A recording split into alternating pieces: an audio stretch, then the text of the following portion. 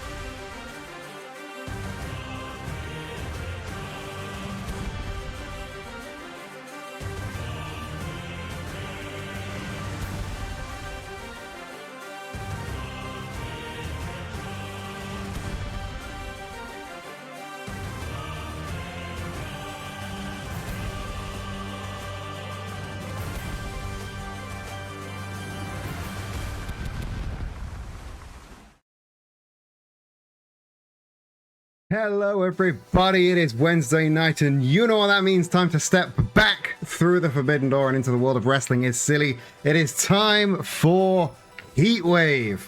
Joining me in this uncharacteristically not hot day is me with the credits rolling way too early, and a brand new color commentator to add to the pile, the one and only Sweet Tangerine. How are you doing this evening, Hannah?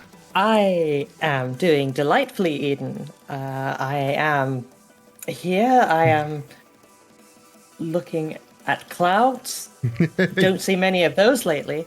But I am still dying from heat. I named this show Heatwave. I put it at the end of June, and I thought, yeah, that'll be nice and warm. We'll have a nice summery show.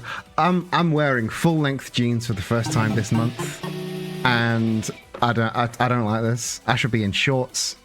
It ruined the show. The show's ruined. It shows we're packing up early. We're all going home. No show this week.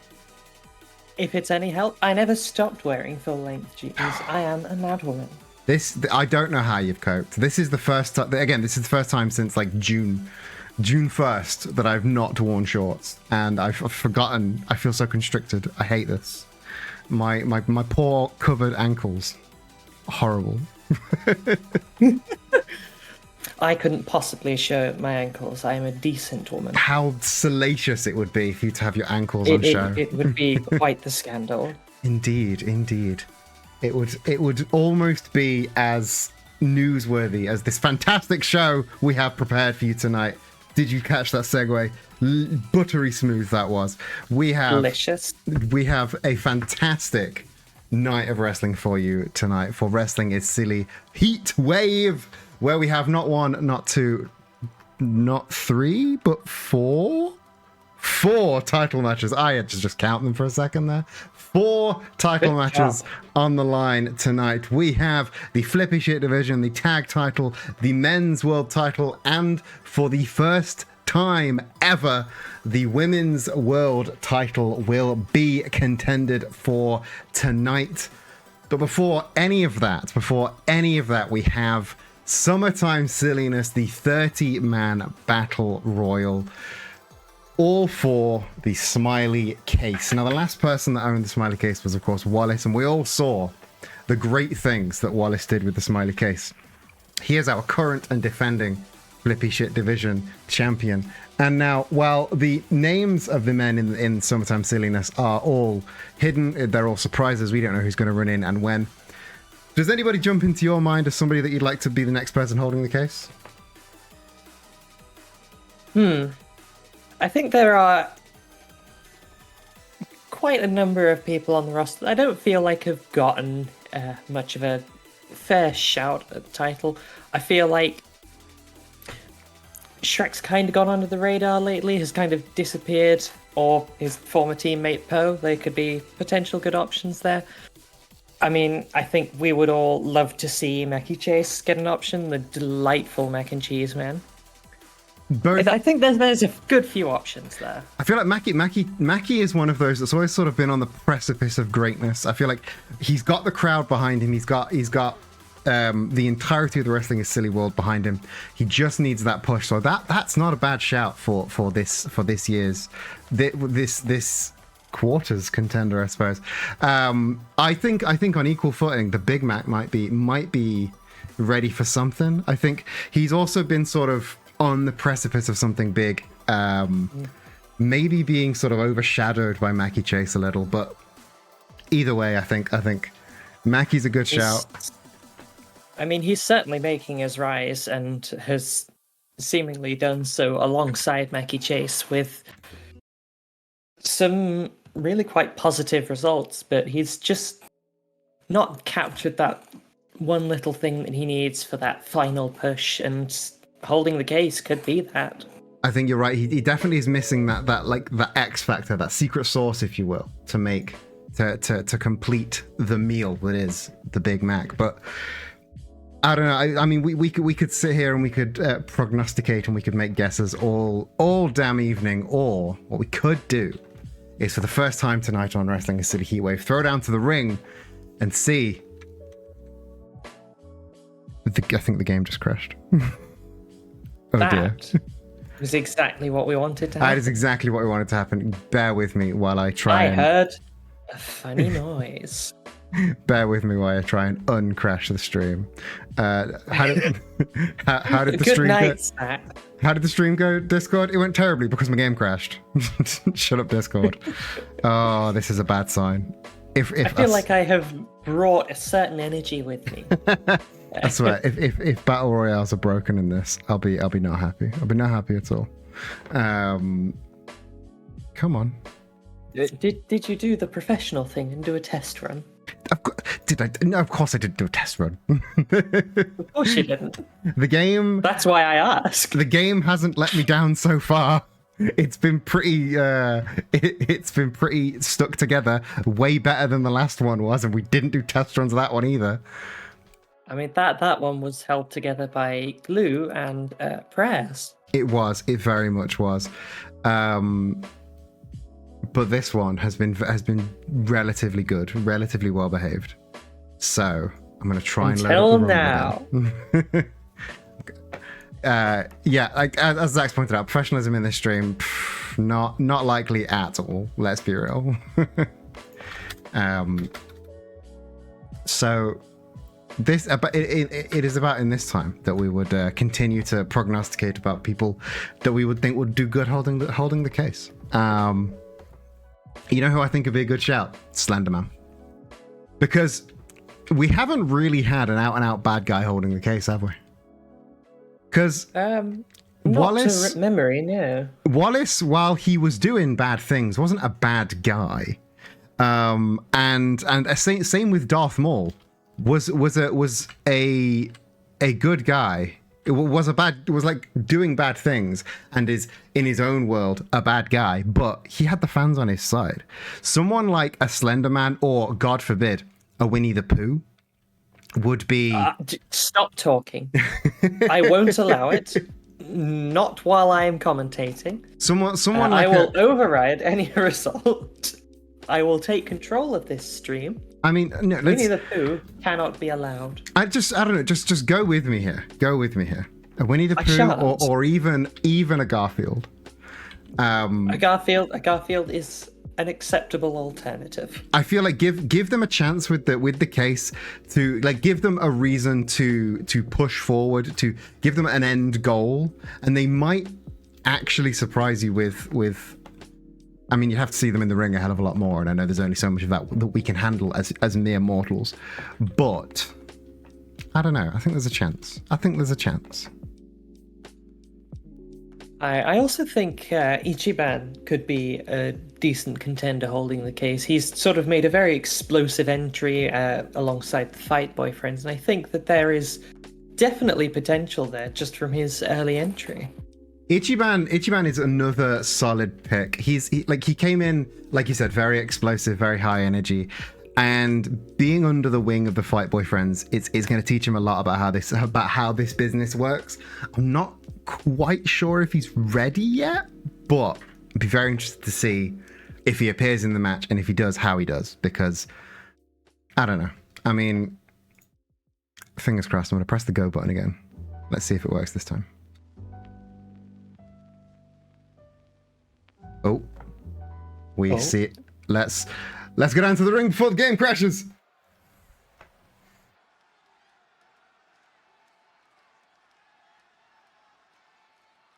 The announcer has nothing to say.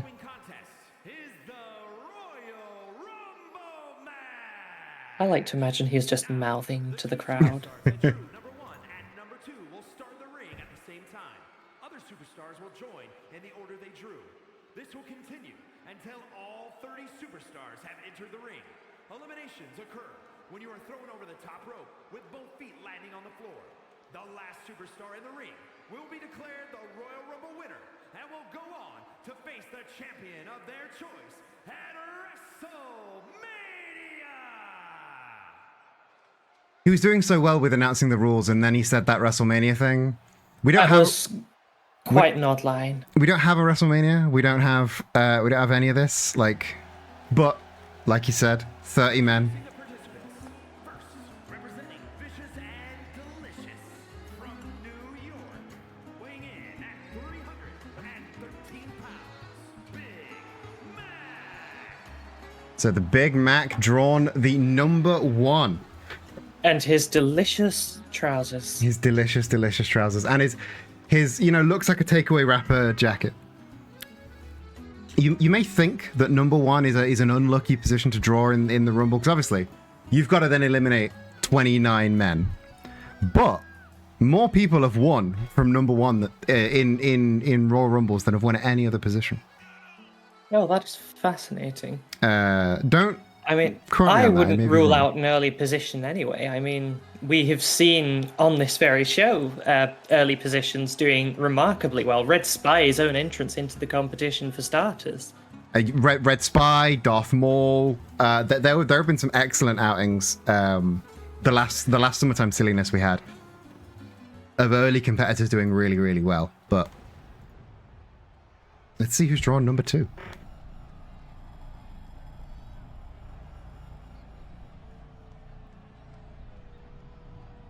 Somebody the crowd does not like. No. Very much doesn't like. We might be able to see them if the cameraman would cut away. There we go. True number 2, representing the Ministry of Darkness, standing at 7 feet tall, weighing in at 235 pounds, Slender Man. Slender Man. In number 2. Well, we did flag him early on as a potential contender for this. That is true. That is very, very true. But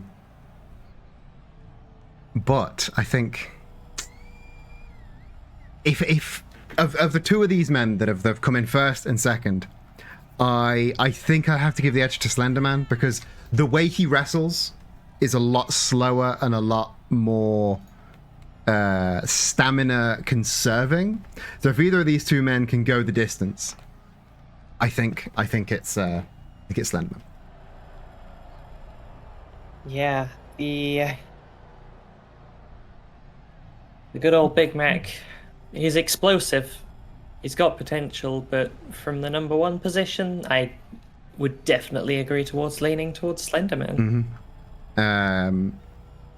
It's been fed into my earpiece just to clarify on the earlier conjecture I made about winning at number 1. In the history of the WWE, 4 people have won from the number 1 position at the Royal Rumble, and only 2 have won from the number 2. So odds are currently in the Big Mac's favor, but let's see how it pans out. Indeed. Of course, the only way to win Slender Man off to a strong start. Because the only way to win, as the announcer said, is to throw your opponents over the top rope, and both feet must hit the floor. Huge cutter out of nowhere there for Slender Man, dominating the early on numbers here. Countdown has begun. Let's see who enters in at number 3.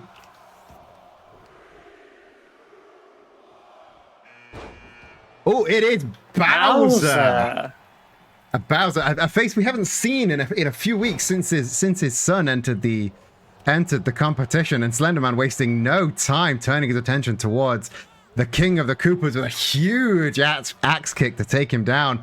Oh, just missing that top rope. Big Mac almost out there. That was close. Mm-hmm. But Big Mac is he's called Big for a reason. So, quick jawbreaker, reversing the momentum there onto Slender Man, who is in at number 4. Oh, Donkey Kong.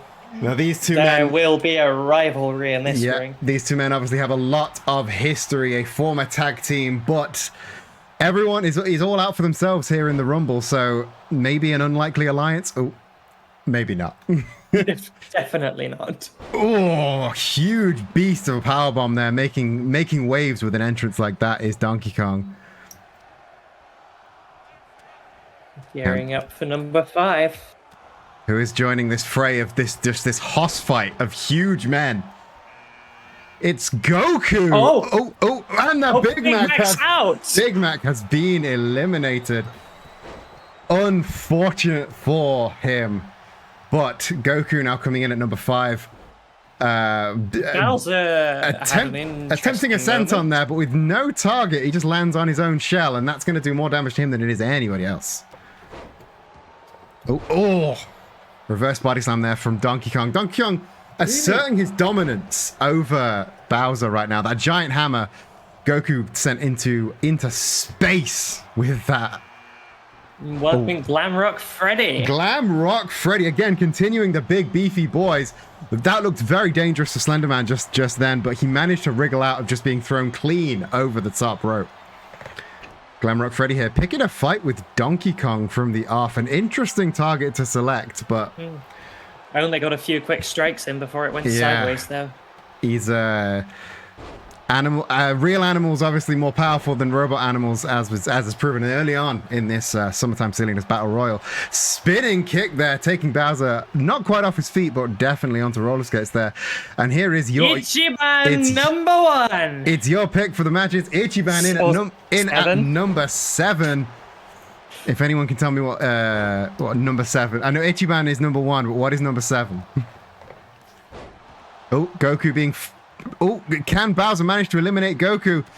Oh, a quick, well-positioned elbow there gives Goku the time to get out. Ichiban and Donkey Kong. Ichiban not in good state. He's just come in and now he's already... Didn't make quite the entrance I expected. No, but maybe just conserving energy. Like, lying down there, very, very safe place to be. You can't be thrown over the ropes if you lay under them. In at number 8 is Sonic the Hedgehog. We got classic Sonic running to the ring. A very, very full ring right now. I do not envy the people that are having to join in. Glamrock Freddy. Yeah, very, very interesting how Glamrock Freddy's been choosing his opponents thus far. When he came in with this new look, he was very much coming out as a good guy, but he's picking on some classic faces so far, so maybe his intentions are more ill than we thought. But again, as I said, every man for themselves here in the Rumble. Looking to go over. Oh. Is Bowser going to do it? Can Bowser eliminate where he failed to eliminate Goku earlier? Oh, no, another well-positioned elbow gives Glamrock Freddy an opening to slip free as Mr. M enters in at number 10 here. Going straight for a running shooting star press onto Donkey Kong and now locking up immediately with Sonic the Hedgehog. Very much. Now that is a rivalry. Rekindling old rivalries. Ichiban and Glamrock Freddy teaming up to take Bowser down there. Again, these unlikely alliances form very quickly in the Rumble, but they fall apart just as fast. Slenderman is still going really quite strong. Yeah, oh yeah, Slenderman, he could go the distance. See that very, very quick martial arts combo there. Oh, again, Glamrock Freddy, springboard moves, not something you want to toy around with in this atmosphere. You want to stay away from those ropes if you can. Oh, quick meet of the minds there. Slenderman and Goku, mistimed offense. Oh. I mean, Goku has been another strong contender so far, but Slenderman is really making a mess of him. Slenderman again might break that number 2 distance, but with more moves like that very well placed Rainmaker he did to Goku, that could a performance like that, and he could. Ooh, Bowser proving a little bit too heavy a target to pick up. Maybe we're seeing the beginning of the end here for Slendy. Oh, this looks dangerous. Do you think he's going to try and throw? Oh! I thought Bowser may have opted to maybe lawn dart Slenderman over the ropes, but no, opting instead just Bowser brings the power, but certainly not the strategy. No! Oh, Sonic out on one side, Slenderman almost out. Managed to hold on and roll under. Sonic, on the other hand, not being so lucky. Ooh! Again, these well-placed elbows are scuppering Bowser. Ooh, big fall-away slam there onto Mr. M. Slenderman. This is a very, very crowded field right now. Any one of these contenders could feasibly walk away with the title. Ooh, paradigm shift DDT there from Slenderman. The code red there from Sonic the Hedgehog. All the big moves being busted out. Moonsault reverse DDT from Goku. Everyone's getting their shit in right now. We're at the area of the Rumble. Everyone's getting their shit in. Donkey Kong has taken too many blows to the head. Yeah, Donkey Kong not so much. Kind of missed the mark on that senton. Unlikely alliance there between Goku and Mr. M, but don't worry. Goku immediately turned and hit Mr. M with that suplex knee to the face. Pretty desperate the wrestling with Donkey Kong. Yeah, up to trying to push out the big monkey. He's trying his best. Can he make it? Doesn't look good. Oh, DK getting that wide base. Yeah. As soon as he'd repositioned his feet, we knew that was in vain. I think that was Sonic bust open just now. Yeah, he was either bust open or just like knocked out for 6. I'm not quite sure at the minute. But either way, lay there trying to recenter himself under those ropes. Big fall-away slam there from Donkey Kong. And a spinning tombstone pile driver from Slenderman. Really, really showing us he's not to be forgotten. Immediately turning to Goku. Positioning Goku on the ropes, Is he going for the throw? Trying to force him out. Meanwhile, Sonic doing the same thing to Mr. M. Goku and Good Mr. M elbow. both managing to hold on. I think half the arena is absolutely sparked out right now. Bowser looks to be on another planet. But Ichiban and got Glamrock Freddy booted out by Ichiban, immediately poison Ranted. After blocking Slenderman's path, who absolutely would have gone over were he not there. Yeah, but And Donkey Kong thrown out. I almost missed that. Slenderman, of course, that exit was blocked by Glamrock Freddy, but sometimes luck is as important as strategy in these matches. In a 30-man match, you cannot account for everything. Sometimes you just got to have luck on your side. Mr. M looks a little bit worse for wear, but still targeted by Goku. Bowser in the corner there does not look happy. Does not look in a good way right now. I believe Goku just bust open Mr. M. Something we can all appreciate. There's enough red on him already. What's a couple drops more, you know? Another meeting of the minds there. Goku and Ichiban. Ichiban looking to be eliminated by Goku. Oh, but Bowser stopping the attempt. Very interesting play there from Bowser. Ready for the next contender. Yeah, starting the countdown. Who will be next? Now that some spaces have been freed up, it is Sub-Zero. A man that's been sort of on the fringes of Wrestling is Silly here, making his first official Wrestling is Silly match debut. Indeed, I would have thought he'd have been too busy at the present moment. Well, maybe some things are more important than a new Mortal Kombat game, you know? I think many things would be more important. Let's say most things. Oh, Bowser looking for... Oh, Alabama slam there onto Slenderman. I got a feel for Slenderman right now. I think this has got to be the longest match he's ever had by a long stretch. And oh boy, Superman now making himself known at number 11. He is somebody I would not want to walk out with the case today after he has been unseated so thoroughly. Indeed. Oh, speaking of unseated, Goku now being thrown out by Bowser. Oh, and now Slenderman trying to get Sonic out, but Sub-Zero interrupting. Again, very interesting alliance formed there very briefly. Superman coming out in these Empire colors. It's just sad now, isn't it? It's getting to be rather embarrassing. He's maintained the attitude of the Empire, even in its absence. Indeed. Oh, Sonic now attempting to get Ichiban out. Ichiban, of course, not the most experienced, but managed with a flying right hand to scupper Sonic's attempt. Oh, snap DDT. Superman now. Superman, highly aggressive there. I mean, moving with speed that I've not seen from him. All he's got left is aggression, really. Oh, the big giant hammer to the back of the head there. Slenderman not wasting any time getting in Superman's face. The unthinkable horse here at number 12. Slenderman has been eliminated by Ichiban. What a upset here. Ichiban taking out the front runner for the match. Oh, Sub-Zero now. Ichiban came in not quite as strong as we would have thought, but to unseat Slenderman from this match. It took him a minute to warm up, but now he's in. I mean, he's used to turn-based combat, so maybe he was just letting the other guy get the first move in. Either way, Sub-Zero can clearly get back to what he was doing before all this. Sub-Zero taken out by Sonic. The Blue Alliance clearly wasn't strong enough. Ooh, Mr. M guillotining Sonic there as he attempted to throw the Despicable Man out. And the Italian fly lands. And I mean, it's all well and good hitting with moves like that, but now he's on the floor. So now he's harder to get out. Man re-enters. Ichiban back in the game now as the countdown starts once again. Super kick to the face of Mr. M. Unthinkable Horse always knows how to get a crowd moving.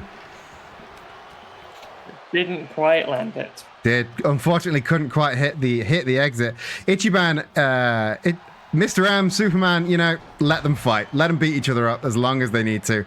Bob Belcher going for the German suplex, but is this it for Ichiban? Is this it? Ooh! Oh! It's very, very close. Can he hold on? One hand.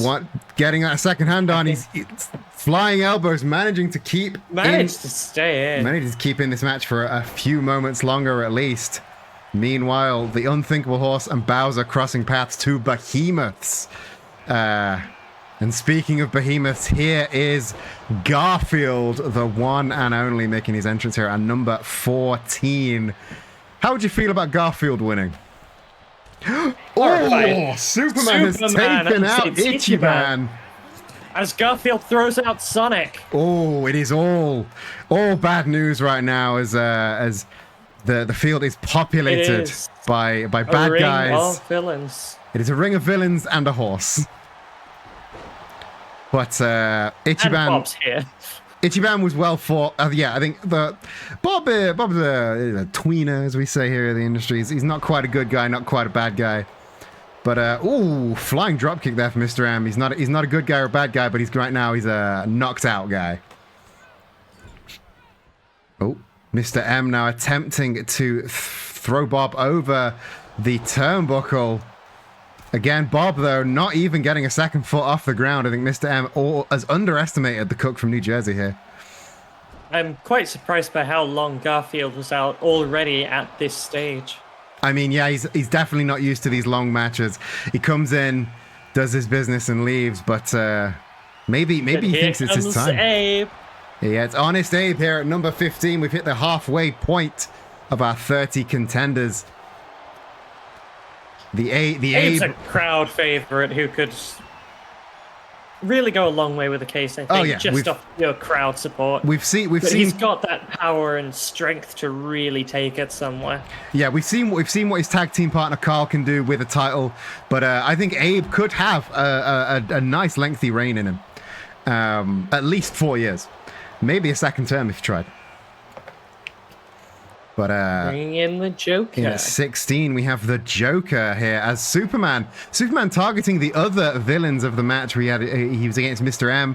Now he's going for Bowser. Turns his attention very briefly to the Unthinkable Horse, but of course could not land that diving crossbody. Ooh, running knee strike to the face of the Unthinkable Horse from Garfield. Garfield very much not used to an atmosphere like this. Very much a one-on-one kind of fighter. But he's taking the horse over to the ropes. Attempted to fling him over, but the horse got the elbow up. I mean, it's a lot of horse to lift. It's like 500 pounds of horse. Meanwhile, huge jackknife there from the horse onto Garfield. Way easier. Oh, and Abe has eliminated Superman. But immediately gets thrown out. Abe Lincoln at the same time. Yeah, Bob Belcher. That is seriously impressive. I think Abe eliminated Bob, but then Abe eliminated Superman, but then Bob immediately taking Abe out. Like, it's that Springfield Sports Center strategy of, you know, find the ones that people love and destroy them. And you said the crowd loved Abe, so he couldn't have stayed. We're going to see more of that later on in the night when the Springfield Sports Center take on the Fight Boyfriends for the tag team title. But for now, Bob seemingly in control of the Rumble. If this night ends with Bob Belcher holding the smiley case and the Springfield Sports Center holding the tag titles, I mean, it could be a dominant showing for Sports Center. Ooh! It would. Beautiful reversal there from Bob Belcher. Speaking of a dominant showing, Bowser going for a clothesline. Bob immediately ghosting out of the way there. To the elimination of Bowser. Mr. Freeze now making his entrance at number 17. I mean, it has to be said, if you had the Sports Center holding the tag title and Bob potentially cashing in that world title shot, assuming he wins this match, that would be a dominant showing that would make the Empire look like a bit of a joke, Indeed. I mean, the Empire... even in its heyday. The Empire in the heyday had one title. But if Bob and the Sports Ending are both secure theirs, I mean... This could Here be... comes my beloved. Here comes Doug. Oh, so much for that dominant showing. Garfield has eliminated Bob Belcher. But Doug Ziggler now coming in, immediately avenging Bob. Is he going to try for... Oh, I thought he was going to try for an immediate elimination of Garfield there. But... Ooh, funky little judo throw there. Garfield has been quite a fascinating contender, really. He seems to have spent most of the time on the floor of the ring, and yet somehow has managed to tick off eliminations pretty consistently. Yeah, I mean, he strikes infrequently, but he makes them count. Mr. Pringle now running in, huge Hurricane Rana there, taking out the Joker. Really an explosive entrance. Yeah, really making himself really known. taking control of that left corner. Doug attempting to eliminate Mr. M. Oh! And a huge clothesline takes him out. Mr. M, I think the longest... And the crowd clearly pleased to see him gone. The longest contender in the Rumble so far was Mr. M. He has been eliminated by Doug Ziggler, the horse attempting to eliminate Mr. Pringle, but Winnie the Pooh has made his entrance. Oh, big rolling lariat taking out Doug. Going to take out the horse as well. Could this be the first time that Garfield and Winnie the Pooh cross paths? Is the world quite ready for this? Ooh, immediately the I'm sorry John lands. Garfield sure was. Immediately hitting Winnie the Pooh with an I'm sorry John. He was ready and waiting for that. Oh, Garfield now turning his attention onto Doug Ziggler. Is this the end for Doug? No! Doug intercepting the strike quickly. Strike back. Quickly getting his way back into the ring. Doug, our most seasoned wrestler here. Recovery intercepted by the horse, though. But it did not slow him down for a second. He's back in. He's a... Ooh, Meteora there from the Joker. RCM representative Kim Kitsuragi at 21. Number 21, Kim Kitsuragi. This is the second time he's actually had to step between the ropes. Unsuccessful last time against the horse and Colonel Sanders. But maybe, ooh, big half and half suplex there, showing what he couldn't show last week. Ooh, a rolling forearm onto Garfield. Holding on nicely there. Bit of a dominant showing here from Kim Kitsuragi, taking out 3 of the strong competitors in this match. With 3 different moves. Big backstabber there on the unthinkable horse. The field is filled up once again. Hold off on those countdowns. We need to see some more eliminations. Mr. Freeze trying to hide in the corner. We've got all of the big men down. It's time for the cruiserweights to show off what they can do. Oh, Winnie the Pooh and Mr. Freeze crossing paths. Ooh, big jumping knee strike from Garfield, immediately countered into a spiking poison rana there from Kim Kitsuragi. Winnie the Pooh eliminated. The unthinkable horse saving the world from Winnie the Pooh. I mean, no bias on commentary desk, but I am quite relieved to see Winnie the Pooh eliminated so early on. I don't think my heart could take him staying till the last. And a big meeting of the minds moment there from Doug Ziggler, knocking the heads of Garfield and the unthinkable horse together, but could not capitalize on that momentum. But again, we're in the mid game now. You don't want to be expending all your energy here. We've still got 9 more people to come.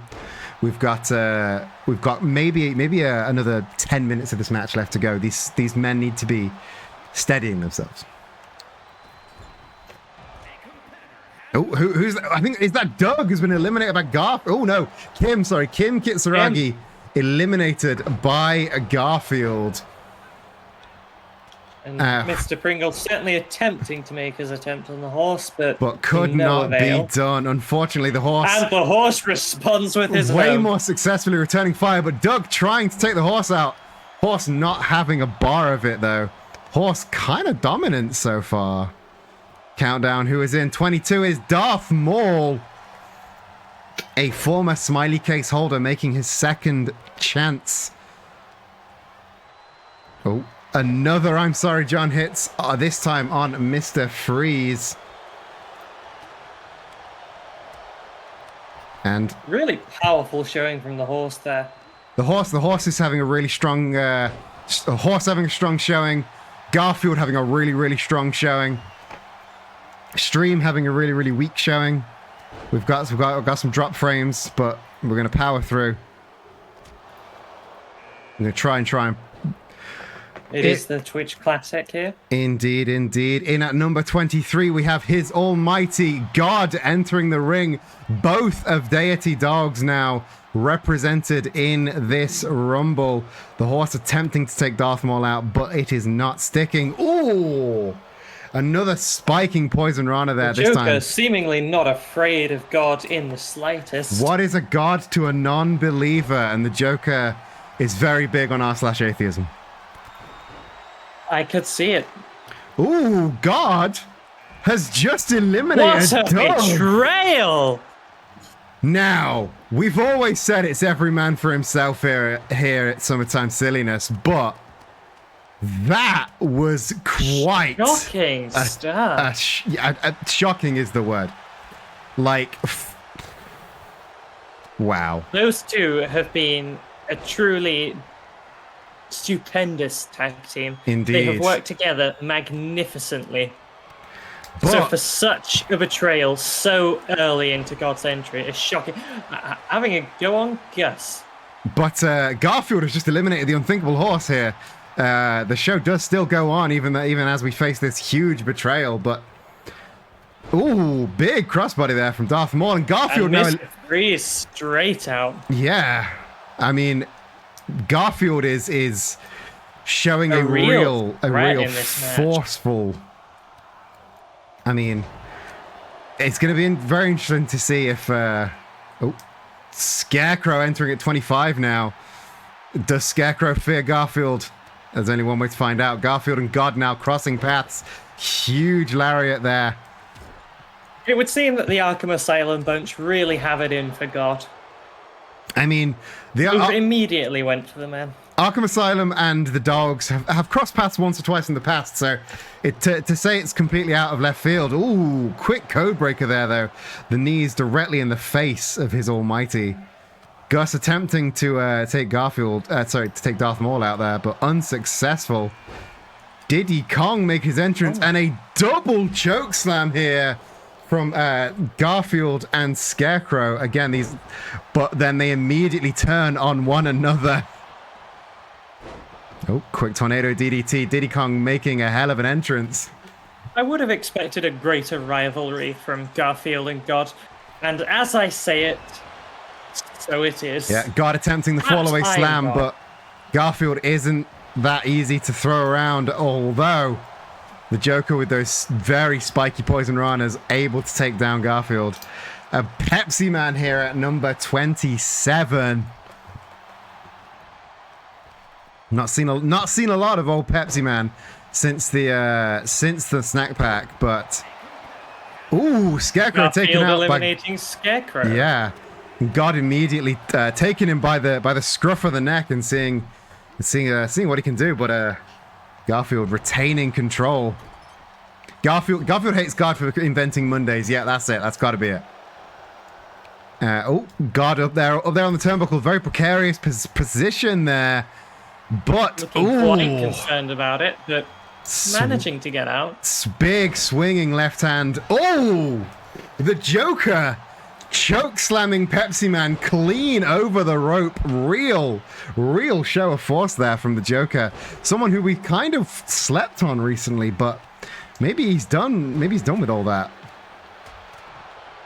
And now turning his attention to Garfield, quick throat chop, taking him down.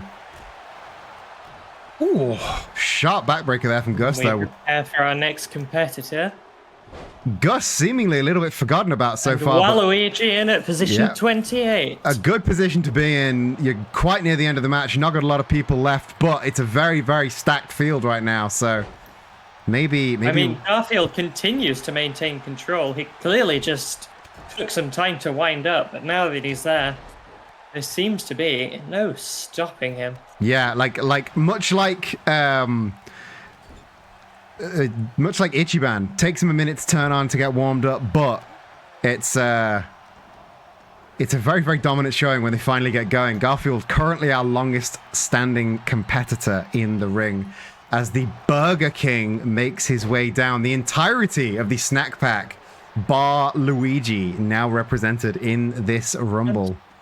This is a competitor that I don't believe that we've seen much of, so I think that this is perhaps a good opportunity for him to show us what he can really do. I mean, immediately locking horns with the Joker after the Joker had that match with Luigi a couple of weeks ago. I think the snack pack may have taken his offense a little bit too seriously there, but the Joker seamlessly switching between downing Waluigi and the Burger King. Maybe he's got some beef with the snack pack. Oh, big Russian leg sweep there from Gus, but Darth Maul and Gus now locking horns, and Gus has been eliminated. What a good showing from Gus, I must say. He's really tried his best. I think he was somewhat forgotten about during his time in the match, but I think even Gus forgot who he was briefly, but then when you see a man in a striped shirt making a splash. But when you see a man in a striped shirt in a wrestling ring, it's very easy to look over him. What would Jedi do? Welcome to the stream. You are just in time for the end of Summertime Silliness. The first match on tonight's Heatwave card. Oh, huge cutter there. I think that may have bust open Waluigi. Darth Maul attempting to get God over the turnbuckle. Could this be it? Could this be the end of God? Oh. As Waluigi makes his own attempt on Garfield. Garfield, though, it looks unwavering. Like both attempts have ended in failure. Indeed. God far closer than Garfield was to getting over. Waluigi, though, maintaining grip on that top rope. Why does the Burger King look like Mr. Tumnus from Lion Witch in the Wardrobe? That is because the Burger King did in fact play Mr. Tumnus in the Lion, the Witch, and the Wardrobe. And our number 30, our final competitor, Mackie Chase. We've already seen real crowd favorite to top off the match. Yeah, I mean, this could be walking straight into a Death Valley driver, not the best way to start the match, but number 30 winners are very, as you can imagine, not unheard of at all. So this could be Mackie's year. This could be Mackie's time. Oh, the Joker eliminated by Darth Maul. And we're down. This is it. These are the last men in this match. Of all these men, I'd be happy with any one of these walking away with the case. Oh, Diddy Kong though. Diddy Kong inches away from elimination. God trying his best. Oh, but a well-placed elbow. Right. Diddy Kong very good at taking down men far larger than he is. He's developing a giant slayer track history. On Mackie Chase. Mackie Chase though managing to hold on to that bottom rope. Oh, and he survived another day. Again, Mackie Chase, one of the smaller men in the match. He's in a very dangerous predicament right now. He's going to have to make some friends if he wants to last, I think. 3 huge lariats taking down Diddy Kong. Oh, and once again, God and Garfield locking horns. Huge, like falling down from the heavens there. Oh. And the electric chair slam onto Mackie Chase. Diddy Kong asserting some dominance on some of the bigger players here, but cannot quite get the eliminations in. Ooh. And the God quickly eliminated. Yeah, made very, very light work eliminating the Burger King. We're down to our final 6 competitors. Diddy Kong, Garfield, Darth Maul, Waluigi, and Mackie Chase. What a stacked field. Oh, Sling Blade into a quick drop kick there. Is Garfield looking to eliminate? Diddy Kong? No. Instead, just guillotining him off the top rope. Ooh, Casadora DDT. Very, very harsh offense here, and a huge drop kick there, taking God down. But the release back suplex there from Diddy Kong, shutting off Mackie Chase's momentum. Oh, Mackie now making an attempt for Diddy Kong. This is probably Diddy Kong. This is probably Mackie Chase's best chance for elimination, and he gets it. And he does it. Mackie Chase eliminating Diddy Kong, and Waluigi being thrown out of the other side. Didn't quite catch who made that elimination. I believe that was Garfield. Garfield very, That was very just strong right so now. much in quick succession. Oh, it does not look good for Mackie Chase. Oh, slipping out the back door of God, though. I feel like we could potentially be looking to that Garfield God face-off. I think if it's looking for a very, very strong final two, but Mackie Chase could very easily get in that fray as well. Very big delayed. Oh, delayed butterfly slam there. Darth Maul! Darth Maul with the sling blade though, taking down the Almighty. Very big momentum-based move there. Darth Maul not the biggest competitor, but with moves like that, he can take huge competitors down, as you saw just then. But then it's very easy for the huge competitor to take him down back. Oh! Thrown out by Garfield. Garfield seeing the opening and taking it. Oh, Garfield. That was some really quick thinking. Yeah, Garfield, very, very much an opportunist. We've seen this in his huge history, not only here in Wrestling is Silly, but in his entire career as an entertainer. And your final three is... Oh, beautiful code red there from Mackie Chase. Your final three here, Garfield, Darth Maul, and Mackie Chase. Darth Maul, the only person to previously have won the smiley case. And these other two competitors, the King in orange and the Jester in orange. That looked really precarious for them. It very much did. Mackie Chase able to sort of angle his momentum so he fell on the right side of the ropes, which is all you want to see here. Oh, speaking of precarious, Darth Maul in a very bad position. Garfield, a very strong competitor. This is going to be a lot for Darth Maul to try and wrangle out of. Ooh, and he gets that well-placed strike into the waiting arms of Mackie Chase. Hooks the arms and manages to take down. But again, this the thing with these triple threats, there's always a waiting person. Now Darth Maul in full control after that huge reverse DDT. I mean, it's the real test of ring awareness. Ooh, pump handle driver. Darth Maul very, very much in control right now. Rolling cutter, but into the waiting arms of an I'm sorry, John. Many, many competitors have felt the burn of that move this match, but and very few have lived to tell the tale. Good retaliation from Mackie Chase. Yeah, Mackie Chase getting the elbow. Very, very quick thinking, and the huge cutter. This, I think our final two could be this pair, but I may have spoken way too soon. Oh no! Darth Maul with the waistlock stopping the Mackie Chase elimination. Maybe he wants it for himself. I don't know quite what the mentality there was, but... Oh, quick power bomb. Now Darth... Ooh, this does not look good for old Mackie. Ooh, into the big gutbuster. And the running senton. Darth Maul now attempting to eliminate Garfield. Ooh. Garfield is a bit too heavy, I think. No, he's got the second leg up. Could this be it? Could our final two be Darth Maul and Mackie Chase? No, Garfield fighting his way out. I think that's the closest Garfield has come to an elimination so far. Indeed, but clearly having none of it despite his precarious position there. No, but a beautiful rolling armbar there. Taking down master momentum there, Darth Maul. Mackie Chase showing why the flip shit division is one of the best divisions here in Wrestling is Silly. But Darth Maul managing to roll out of it, and a flying forearm takes Mackie down off his feet again. This is very tense right now. There's a lot of back and forth between all three competitors. Any of these men could walk out with the case right now, but Garfield, successful in eliminating Darth Maul. Yeah, and I have completely lost count of Garfield's eliminations this match. He has just been so dominant. Yeah, Garfield has really, really shown an absolute tear this Battle Royal. But Mackie Chase now trying to make the elimination. Can he do it? Oh, no. See, he's the far smaller man. It takes a lot, especially in that position, to eliminate someone far bigger and stronger than you. But Garfield now... All it took was a well-placed super kick. And Garfield is...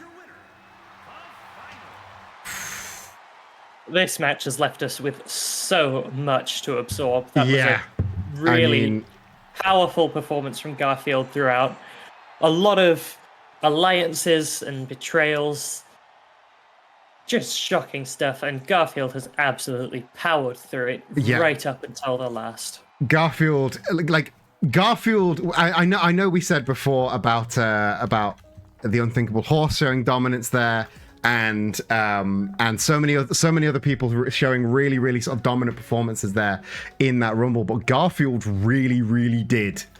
Like, as soon as he came in, that was it. The match was his, and as much as Mackie Chase really tried his hardest, I couldn't see him being the one to take it in that final two. I mean, just look at the power differentials, just look at the size differentials. It was far easier for Garfield to get that elimination. And there, your smiley case holder, Garfield. He has his pick of any of the titles here at Wrestling is Silly. So what do you think his plan's gonna be?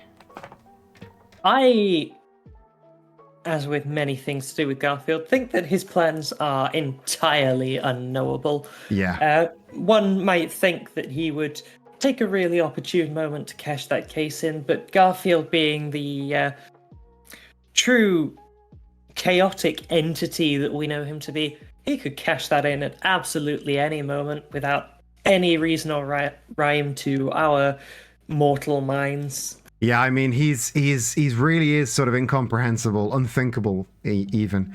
But he showed in this match that he can strategize and he can be the opportunist that we want a smiley case holder to be. So maybe he's going to start thinking a little bit smarter. I don't know.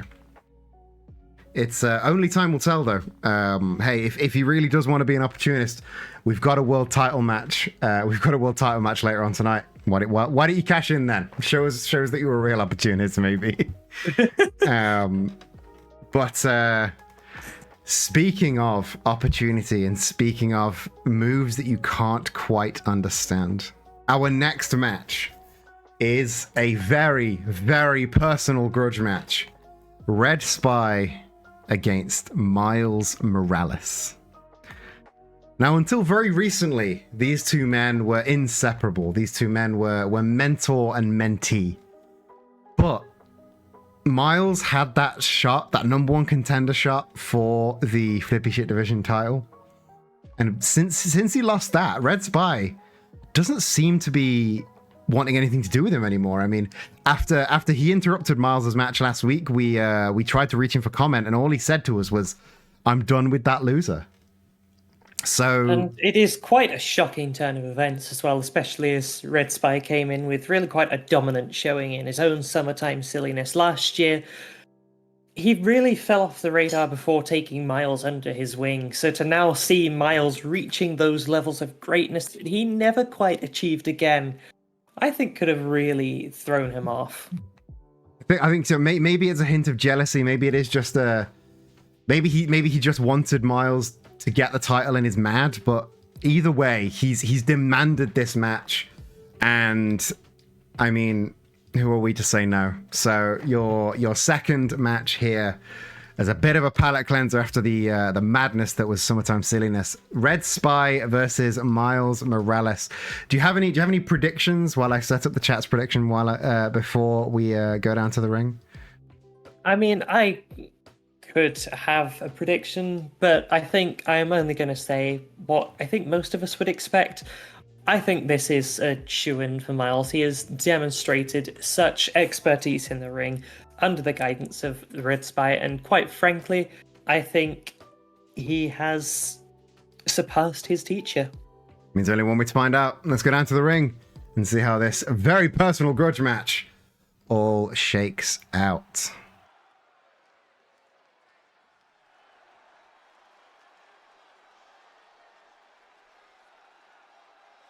The following contest is scheduled for one fall. Making his way to the ring from Paris, France, weighing in at 195 pounds, Spike. Spike. Crowd seemingly not too upset with him for this match. No, but maybe they just underestimate the heel turn he's on. I don't know. Maybe they still think he's the old spy. He certainly had the snarl. He's laughing at the crowd now. I don't quite know what's going through his mind right now. Unpredictable man is our Red Spy, as shown by his actions in the past few weeks.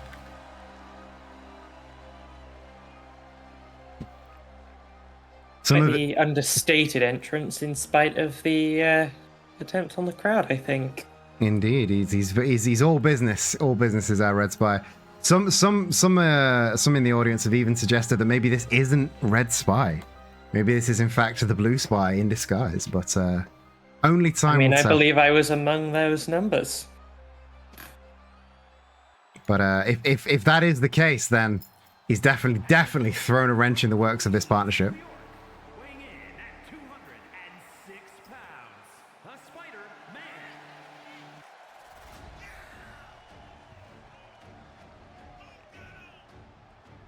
Clearly got the crowd far more on side, regardless. The crowd were unsure about Red Spy, but they're very sure that they, much like us, love a bit of the old Miles Morales.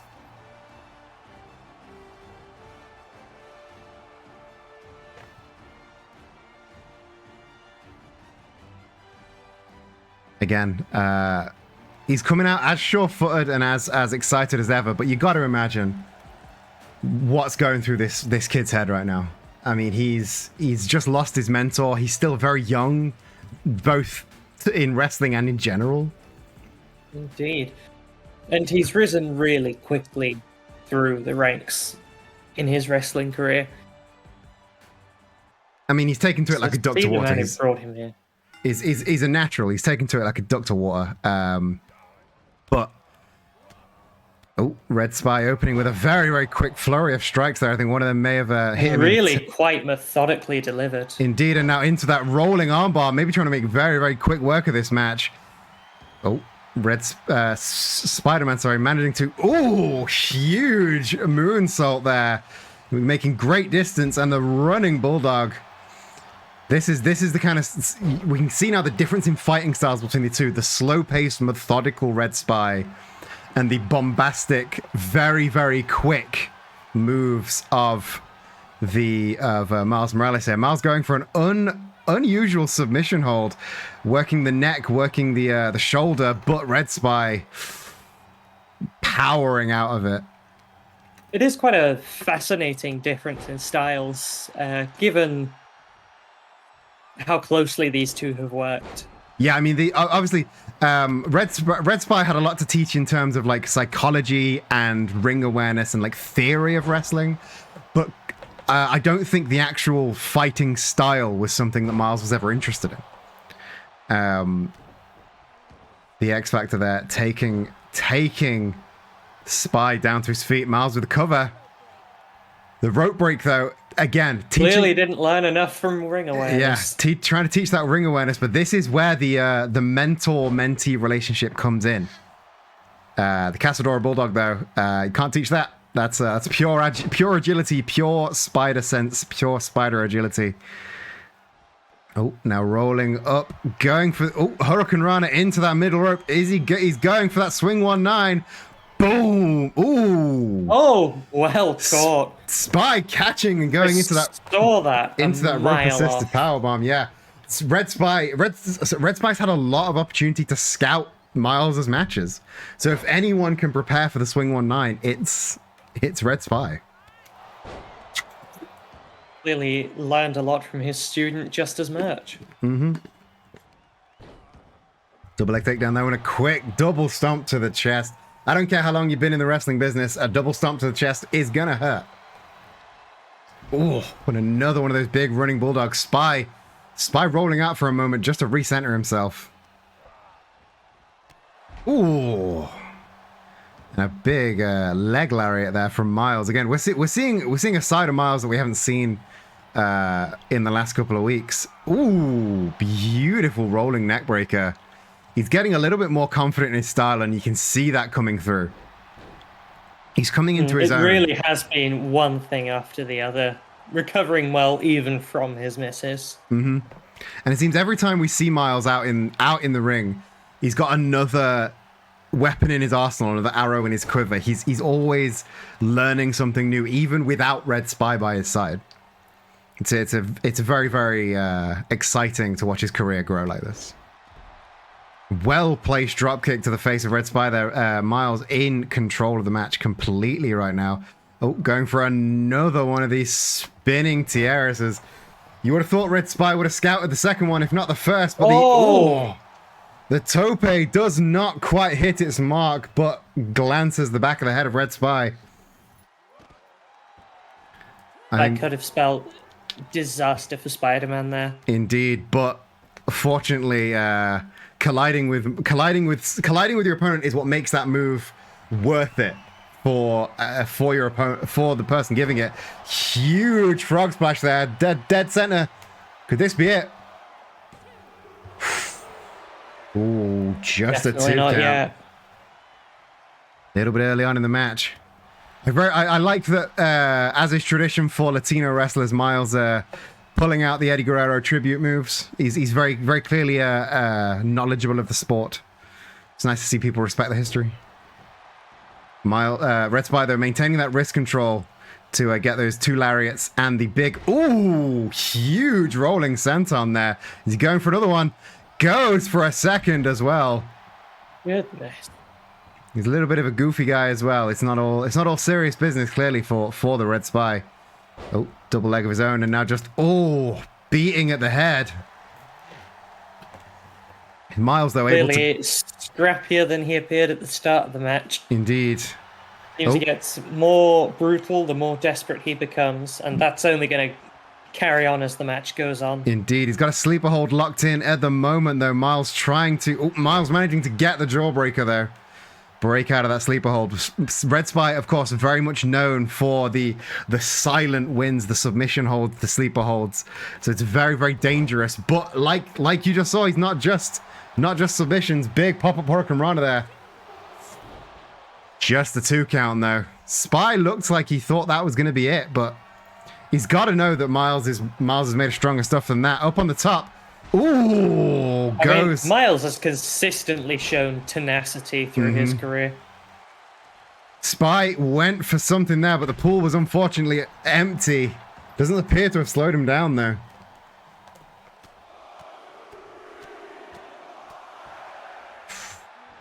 Strikes to the head, knees to the head. He's getting it, like you said, he's getting scrappy. He's getting more desperate. He's getting more violent as the match goes on. I think he's underestimated his former mentee here. Nope. Quick waistlock takedown there. Again, going back to the fundamentals as Red Spy hops up to the top turnbuckle. Miles getting to his feet. He's in a very, very precarious position here on the outside. Ooh, single leg drop kick there. Delivered. Very well placed. Educated feet of Miles Morales, Red Spy though. Miles Morales up with the trip though. Educated feet of his own, goes for the code red on the outside, driving the head. It was only a matter of time before that came out. Indeed, signature move of that friendly neighborhood Spider-Man here, but delivering it on the outside, driving the head of Red Spy into those very, very thin mats. Oh, and again with the X Factor. Again, if Red Spy wants brutality, if he wants desperation, if he wants violence, Miles is going to deliver. Oh, double drop kick to the side of the head now. Miles ain't afraid to get dirty with it. He's used to fighting on the streets after all. Is he waiting, or is he gonna break the count? 9. Is he just gonna wait for a count out?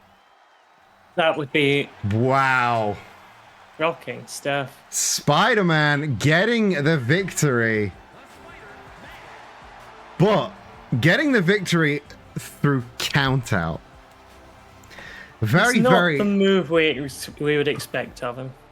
But I mean, it's not. It's like winning by count out is never what we expect in these matches. But you gotta think, like, in Miles's head, This is like Red Spy is still his teacher, still taught him basically everything he knows about this company. Like there comes to a point where even if this guy has demanded a match, he's demanded a one-on-one. There's sometimes you just can't. Oh, I think I just turned on sub-only chat. I want to turn that back off. Like, there's got to be a point where you can't, like, take down the man that's taught you everything. You know what I mean? So winning by countout gets him the victory, but he didn't have to finish Perhaps. Red Spy.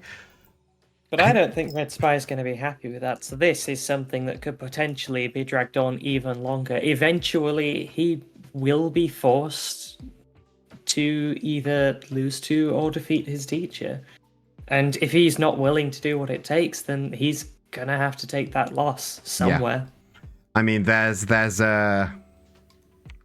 the point in every time a mentor, a teacher-pupil relationship like this, there comes a point where you need to realize that if you're not coming for them, they're coming for you.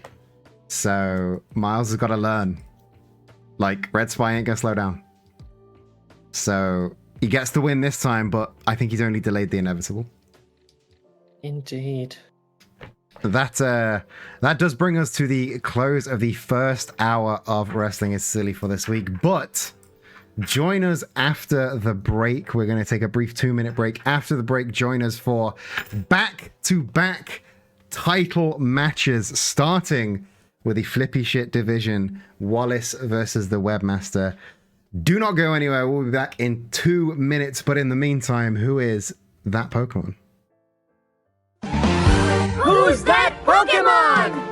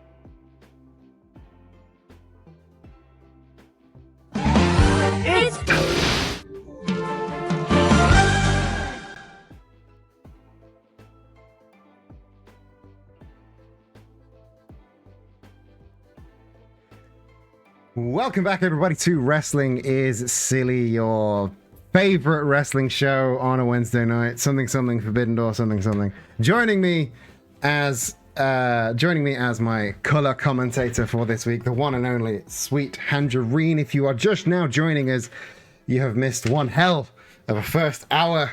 We had our 30-man Summertime Silliness Battle Royale, in which the one and only Garfield emerged as the smiley case holder, and just before the break, Red Spy lost to Miles Morales. However, he lost to Count Out, so that is definitely not the end of that. Once again, joining me tonight is Hannah Sweet Tangerine. How have you found tonight's action so far? I feel like even in just the first half, we've had some real shocks come out. I mean, I will keep going back to this, and I will probably go back to it forever, but the immediate turn of God against Doug in the Summer Silliness, the dominant showing of Garfield in that same match, and again, just the perhaps ill-advised victory by countout in our previous match of Red Spy versus Spider-Man.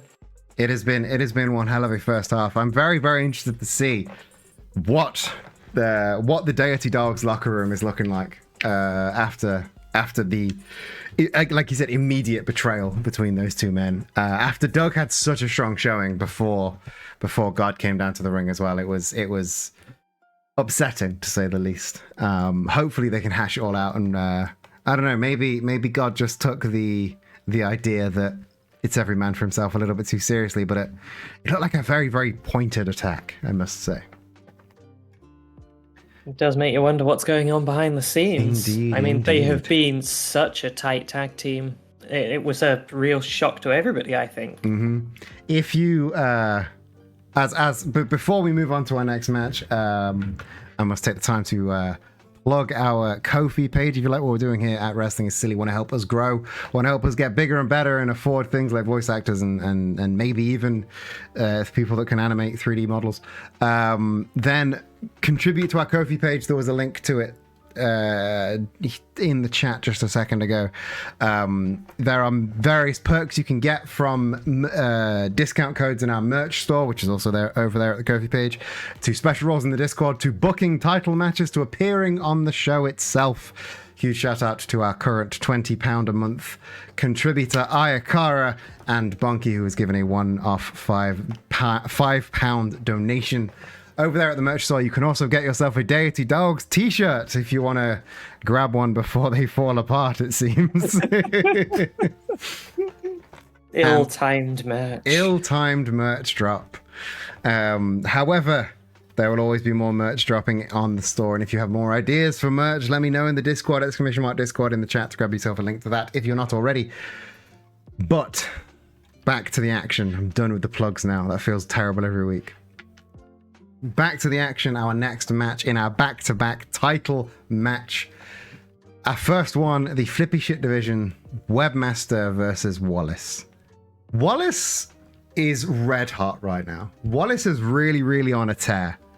It's ever since that air raid crash off that ladder onto the mac and cheese man that he's just been pretty much unstoppable.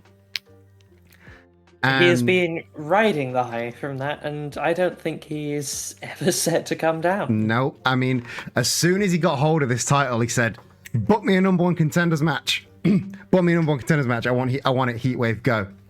And here is his number one contender, the Webmaster. Now, we've said all we can about the Empire, really. So, the Webmaster, I don't think he's Empire bound anymore. He's not. I've seen him in the back. He's not had a chance to get new coloured gear yet, but I don't think he's affiliated. I was going to say it's shocking that he still turns up in those colours. I don't think he's affiliated with the Empire he's anymore. rather embarrassed. Indeed, but the Empire is of course completely crumbled. All we have now is Superman and the Webmaster still wearing their colours. Do you have any predictions going into this match? I mean, I don't see a significant threat from the Webmaster. I think it would be quite the upset if he were to take it. Whilst he has been on a real strong tear at the minute since kind of disaffiliating from the Empire, I just don't think it's going to be enough to unseat Wallace, especially not in his current state. The man's just unstoppable. I think you're very much correct. This is very much Wallace's match to lose. So hopefully he can maintain his reign for a little bit longer. Let's go down to the ring and see if he can. The following contest is scheduled for one fall and is for the World Cruiserweight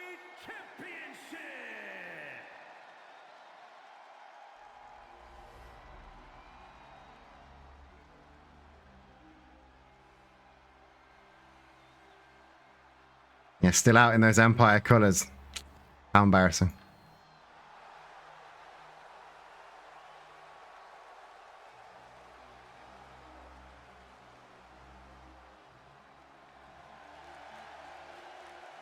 Are those shoulder pads Empire standard, or has he genuinely chosen these? I think he chose those. Yeah, none of the other members had those. But if you remember, like back when He-Man was in the Empire, he had that. He had the unsanctioned chest piece. So I think there's some room. There was some room for wiggle room in the Empire. But yeah, the pauldrons do not look regulation, shall we say?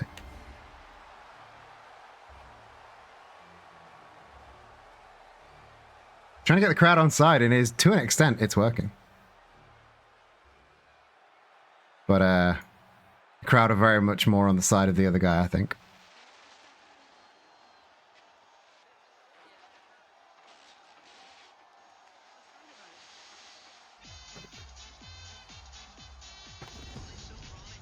Oh, he's brought his own pyro this week.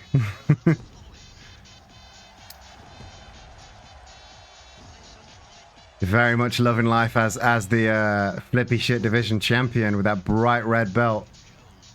Look at him. I'd say this is a level of energy we don't normally see him on his entrances. He's very much business first, but he's really making the most out of his champion entrance. I have to say, Wallace and Pyro isn't a combination I would have put together. I'm not sure Pyro Heat and Plasticine are necessarily the greatest mix. No, I was thinking the same Perhaps thing. it'll impact his performance. No, yeah, I was thinking the same thing. Like, surely the plastic, if he gets too close, he might melt a bit, but clearly he's fine with it.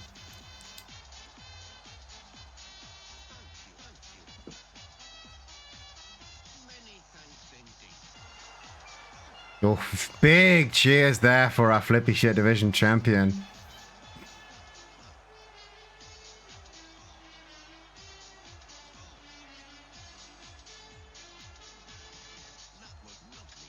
He does. Okay, you're somewhat correct. He does look slightly melted already.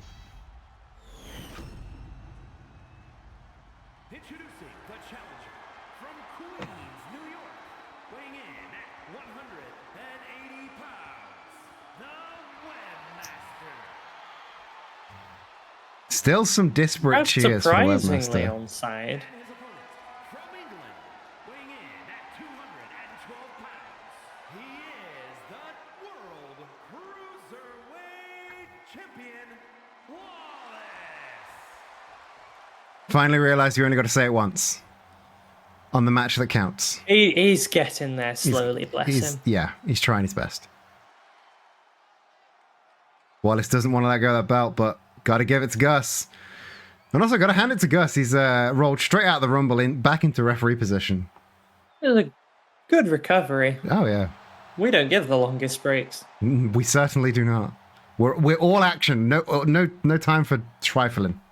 We're all business here at Wrestling is Silly. And the bell has rung. Our Flip Shit Division Championship match is underway. Webmaster making a run for Wallace, but Wallace getting an immediate cover. He could have made this early. Could have made very, very short work of our number one contender. Ooh, returning fire with a huge Alabama slam, though. Making Wallace regret underestimating the Webmaster. But the Webmaster cannot be operating 100% right now after that grueling surprise match with Superman last week. I mean, that he fought way harder than he intended to last week, and I think that could reflect on him in this title match. Puts Wallace in a powerful position. Indeed. But Webmaster managing to fight his way out of the grasps of Wallace, and another one of those huge Alabama slams. Again, the entire Wallace needs to turn back on quite quickly. Yeah, he's I think he was caught off guard by that return from Spider-Man. Mm-hmm. No, the Webmaster, as he likes to be called. Yeah, he's underestimated, and he's done that thing that that Ichiban did and that Garfield did. He's take him a while to warm up. Oh, deadlift cutter there. I don't like him, but he's very agile in the ring. Little fake out tope there, playing with the mind of Wallace, our current champion. Ooh, body Really slam. Unfazed with a body slam on the outside, but the feet, the legs of Webmaster clipping the apron on the way down. That's gotta hurt. It's gotta affect him. Oh, keeping that wrist control. Wallace showing he's more than just sweet flips. He's got that technical wrestling side to him as well. As the chants of turkey dinners emerge from the crowd. Again, Webmaster, too much showboating. Oh, up on the shoulders. And I think that's always been an issue for the Webmaster. Yeah, he never got out of it. Even back before the Empire days, he's always been way too much showboating and one-liners. Like, he loses all his momentum that way. Oh, Wallace up. Ooh! And Wallace clearly capitalizing on that. Springboard single leg kick. And now, oh. Webmaster, though, able to reverse the Irish whip and capitalize on the momentum of his own. But again, turning its back on your opponent, something you never want to do. Because when your opponent is the current champion, he can't be underestimated. I'd say a truly stoic look from Gus there. I don't know if he's still got a bit of funny brain stuff from his enthrallment. I mean, after what Gus went through, like, sometimes, like, Gus has seen some shit. It takes a lot to impress or just get a reaction out of Gus these days. Oh, gets the cover. Again, I'm not sure if that was a close pin or if Wallace was just, taking an extra moment to recover.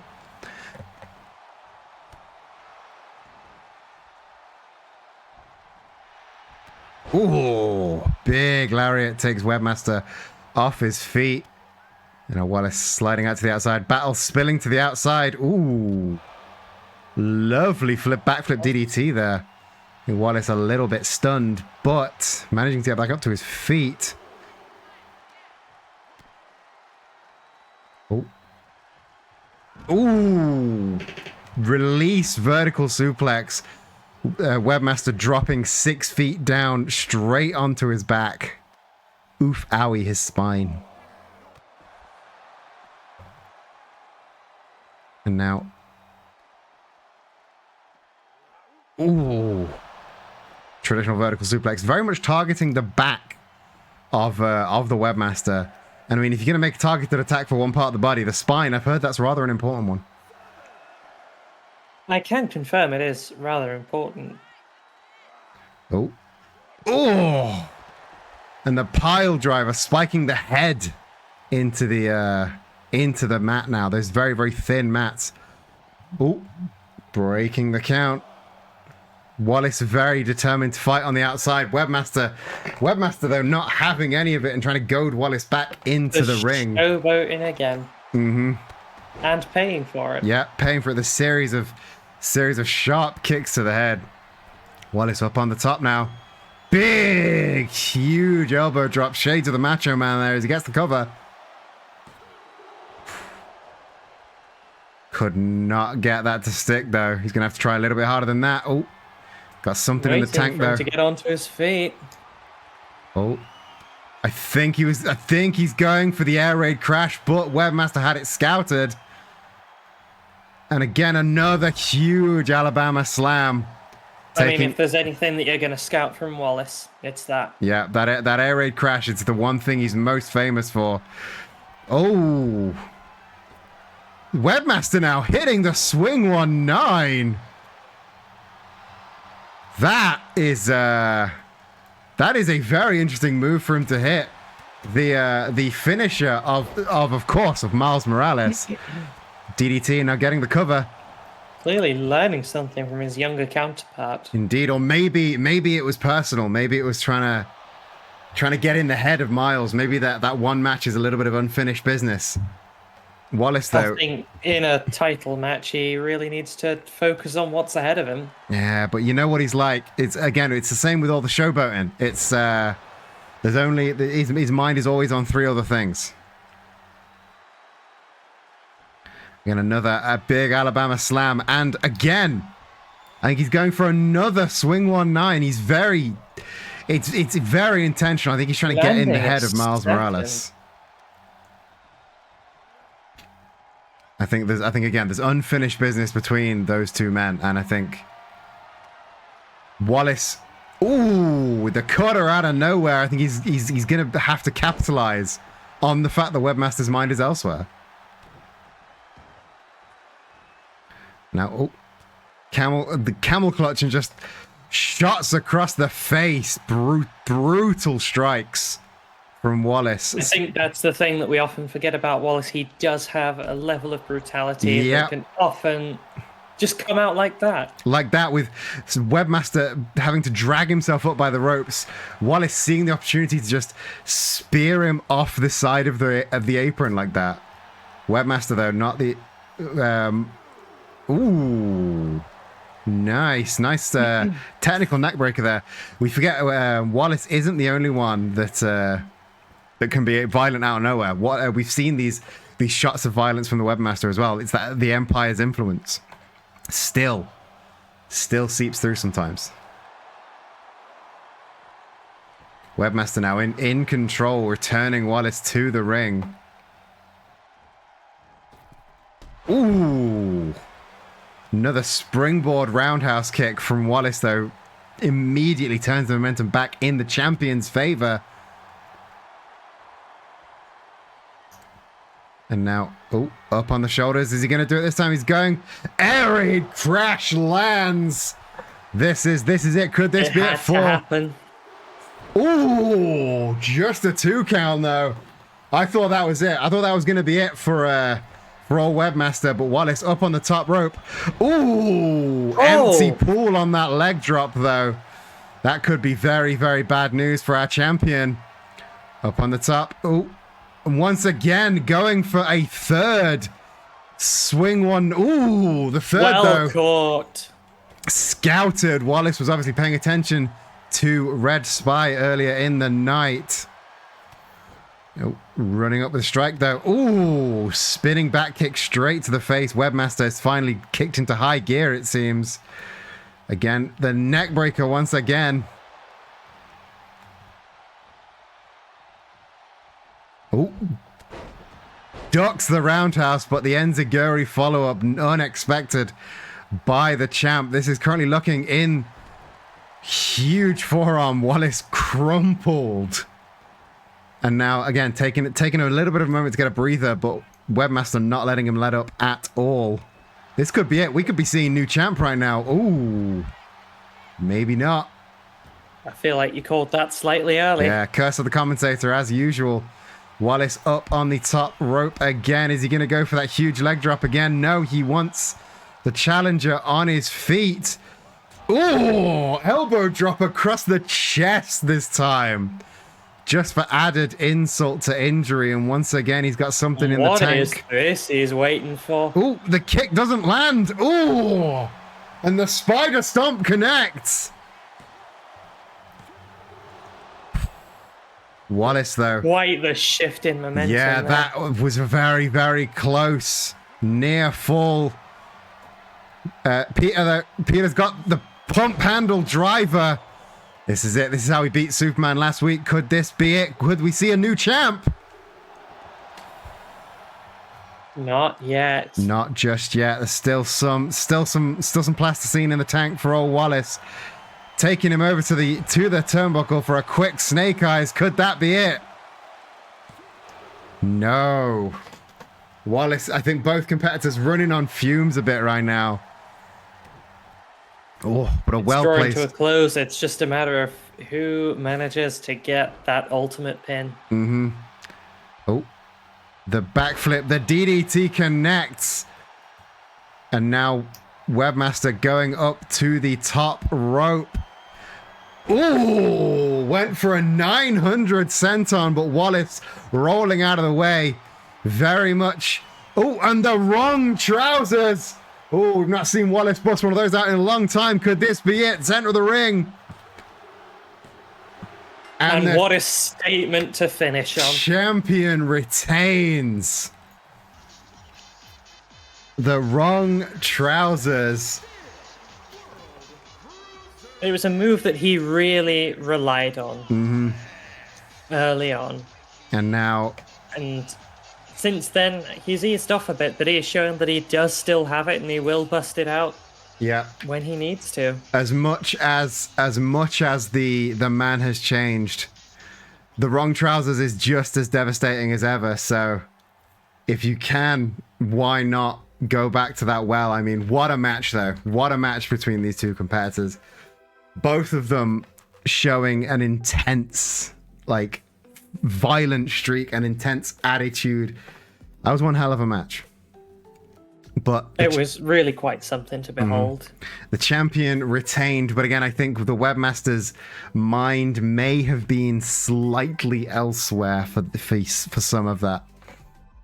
Even still, I think the webmaster put up more of a fight than perhaps would have been expected. Yeah, I think that was more than I was expecting from the webmaster very easily. Like, I was expecting this to be a very, very sort of routine match for our champ, but webmaster showed that even though the Empire might be over, the men of the Empire, they're not all losers like Superman. But from title match to title match, the action does not slow down for a second here at Wrestling It's Silly Heatwave, as our next match is our Tag Team Championship match. And between these two teams, there has been a lot of violence, a lot of animosity between these two teams. Obviously, the Fight Boy Friends have a long history of flourishing in these underground deathmatch cage matches. And the Springfield Sports Center, every time they've come out, they've released a new level of violence. So with that in mind, I have decided that this Tag Team Championship match will be a no rules death match. If these four men want to be violent, if these four men want to show how hard they really are, they can use whatever they like. They can use tables, they can use chairs, they can use fire. They can go out in the stands for as long as they like. I want them to get it all out on the ring. I want to get it all out in the ring. I want a good match for you guys. And with all that in mind, who do you think has the edge going into this? I think this match is going to be a really difficult call. I mean, the Fight Boy Friends famously really quite used to these environments, but Springfield Sports Center, we know for their brutality over and above everything else. And I think with the absolute power that they can go in with, I think they have a really strong shot in this match. I don't think it's going to be a clear-cut match in the slightest and could very easily go either way, but I am, as much of a fan of the Fight Boy Friends as I am potentially leaning towards Springfield Sports Center taking this. I think of any of the defenses that the Fight Boy Friends have had, this is going to be the hardest one yet. And I know I say that every time. It's going to be a real test. But this is going to be a test for these two competitors. Like, I don't know if they have what it takes this time. But they've surprised us before. The tenacity of the Fight Boy Friends. I mean, love wins. Like, love always wins.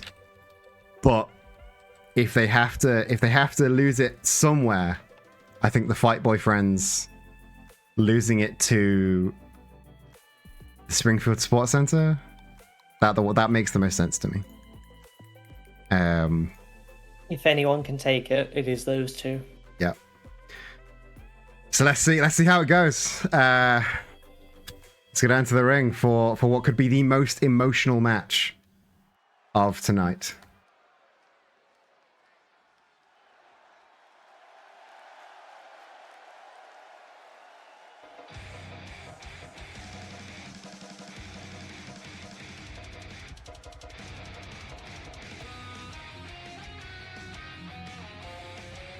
It's great seeing them in their own merch again. Yeah, it's They really ran with the brand. they really did.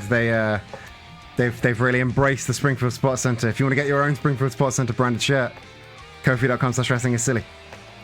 They're real good. They're real soft. Mine came in the other day.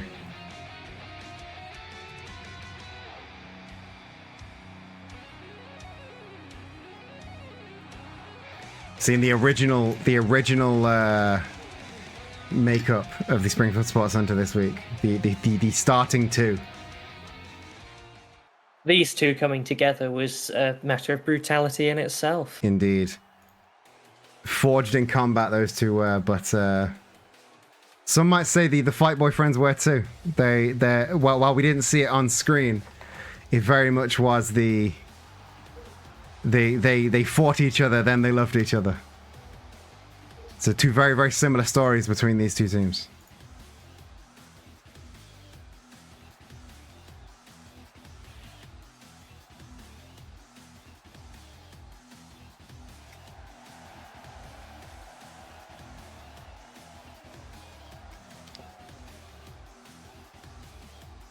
And Majima once again, always the personality in this team.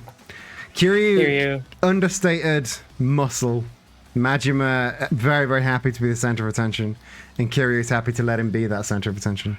They got a very good dynamic. They make use of it. They do.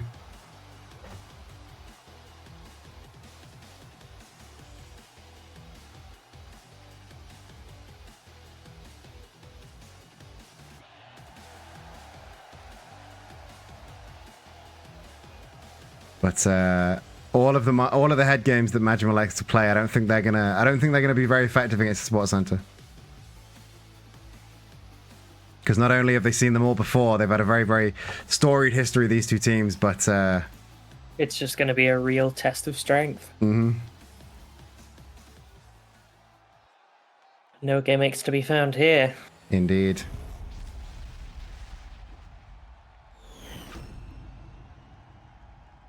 The following contest is a tag team Extreme Rules match and is for the World Tag Team Championship. Introducing the challengers at a combined weight of 529 pounds, Heatwave. And their opponents at a combined weight of 458 pounds. They are the World Tag Team Champions, the Team.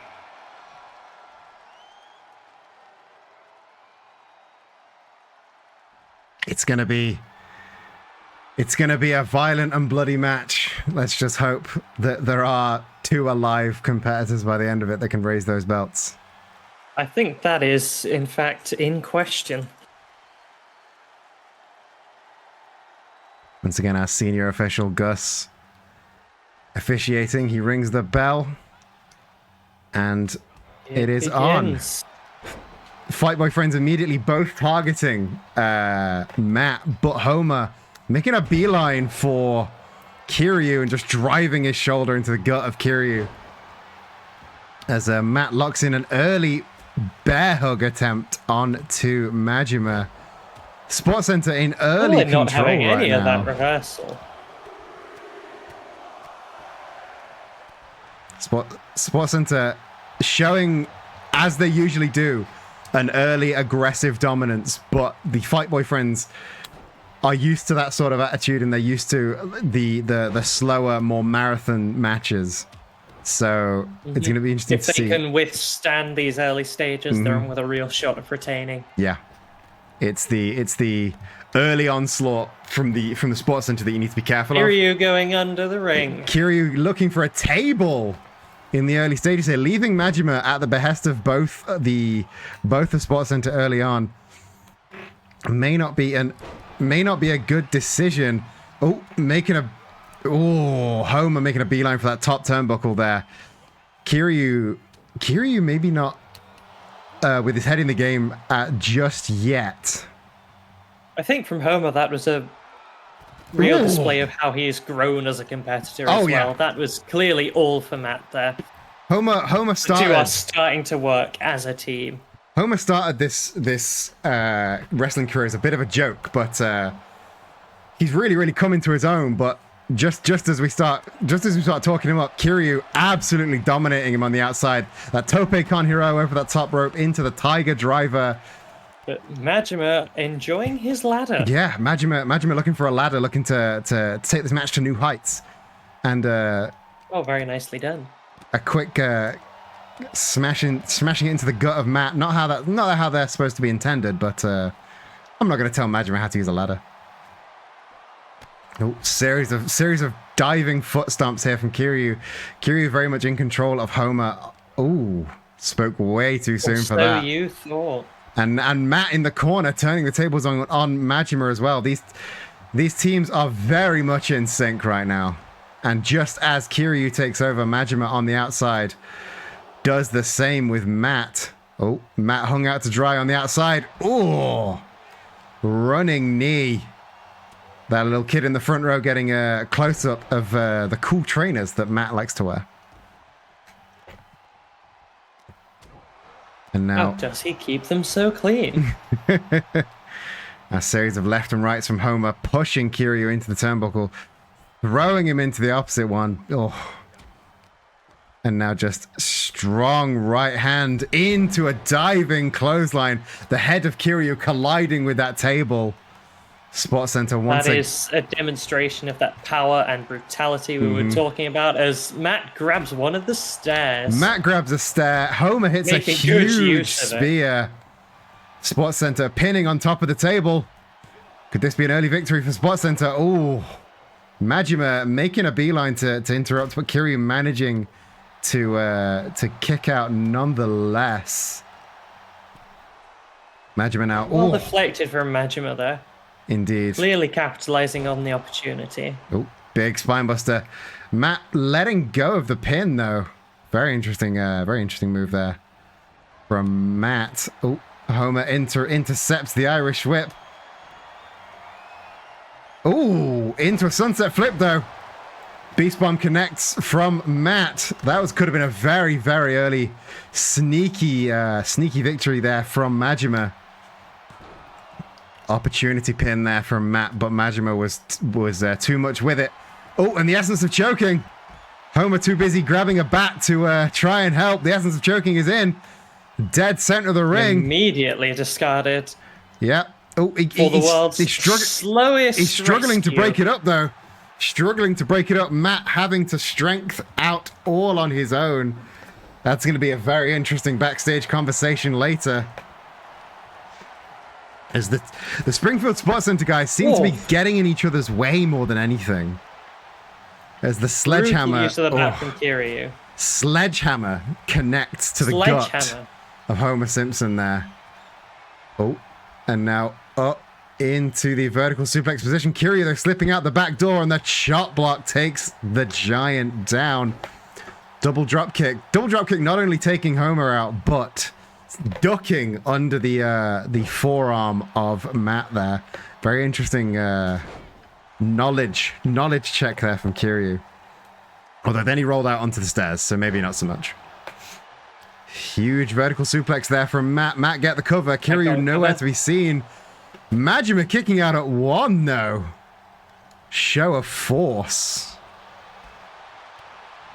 Strong strikes there. Series of lefts and rights and the knee strike, although up into the electric chair drop. Homer really is the difference maker here. He is a beast. He is a giant. And it's going to be a lot for Kiryu and Majima to take him down. Kiryu looks ready though. Yeah, looks ready with that kendo stick in hand, cracking it over the head and into the spine of Matt. But I think that may have been better placed on Homer though, because now Homer's got him up back in that delayed vertical suplex position into the jackknife. An uncharacteristically strange lack of awareness a of misplay. his teammate there. A real misplay from one half of the World Tag Team Champions. And now Homer has the kendo stick. Oh, not for long though. Both the Sports Center now teaming up onto Majima. Matt changing attention back to Kiryu, but the spear connects onto Majima, and Kiryu is a little bit preoccupied by the series of clotheslines from Matt. This does not look good for the Sports Center, I must say. It's the cover. 3. Wow. Springfield Sports Center takes And it. Sports Center take it with a series of lariats and just a merciless onslaught. Your new tag team champions. It matches his face. The Springfield Sports Center, your new tag champs. It is not the outcome anybody in chat wanted, but it is the outcome. You can't say it wasn't expected. Yeah, from day one, from moment one, they were dominant in this match, and what a showing! What a show of force! Neil Katz in chat wanted it. At least one of us wanted it. That's good. That's good to see. But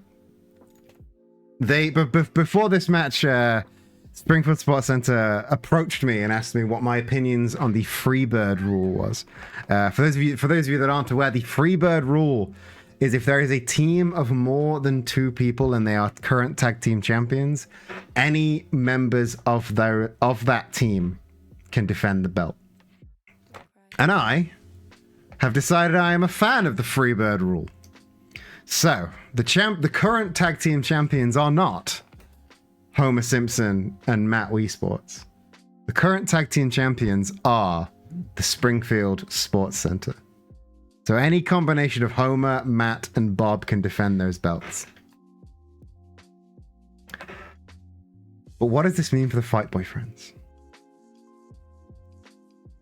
I mean, they have had a very dominant run. They've been champions since November.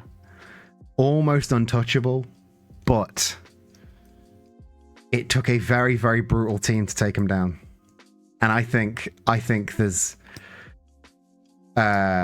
have you dropped from the call? Are you still here? Are you still with us? No, I am still here. It's quite a thing to process. Just deep in thought. And I think, I mean, they've really displayed their brutality in that match. They started off strong, and I think, considering the nature of that match, it was rather short-lived. Their explosive approach is putting them in a position where they are likely to hold that title for quite some length of time. Yeah, their approach is very much just enter, hunt, leave, refuse to elaborate. Like they there's only really one team I think that can best them in that sprint style, and that's Sonic Generations. And we've not seen a lot from Sonic Generations in tag action recently, so the field, and that is a tag rivalry that is quite frankly as old as this show. Indeed, the World Championship final that never was, Fight Boyfriends versus Sonic Generations. But it's sadly, we've reached the end of the arc of the Fight Boyfriends as Twitch champions, and I can only wonder what is next for them. They are no strangers to picking up another side quest and just moving on. Surely they'll find. And I am sure the president of the Fight Boyfriends fan club will have a lot to say about this. I'm sure he will push them in incredibly strange directions. I'm sure they'll find something else to occupy their time before long. The stunned silence from the Fight Boyfriends Appreciation Society is it kind of speaks for itself. I don't think any of us expected the outcome that we got. And speaking of outcomes that nobody expected, let's talk about Harry Dubois and Colonel Sanders. Let's. The first person ever to pin Colonel Sanders in singles action happened only 4 weeks ago. Colonel Sanders was pinned by Harry Dubois. And since then, he's been aggressive. He's been, some would say, too aggressive. Last week on the show, he interrupted a match to fight after the bell. We had to have all security here to drag them apart. So I sanctioned this world title match between these two men. So if Sanders wants to fight Harry, he's going to have to put his belt on the line. And Sanders did, in fact, put his belt on the line. Now, trying to predict this match is like trying to predict the lottery. Like, what? Yep, our wonderful Tequila Sunset may or may not even make it to the ring in the first instance. So predicting the outcome if he actually gets there, it feels like it should be fairly easy. You would assume that this mess of a man would be straight out, but being the first to pin the at the time undefeated Colonel Sanders was really something. It's gonna be a curveball match, to say the least. It is unpredictable. It is about as unpredictable as any match we've had so far, but I would say more unpredictable, like impossible to predict. I've put the prediction up in chat. I wouldn't be surprised if it got 0 votes, because how do you even try and find the end of this match? But I'll tell you the only way we can find out, and that is to go down to the ring for our penultimate match tonight. Your World Championship match. Colonel Sanders, Harry Dubois. Is scheduled for one fall and is for the World Heavyweight Championship.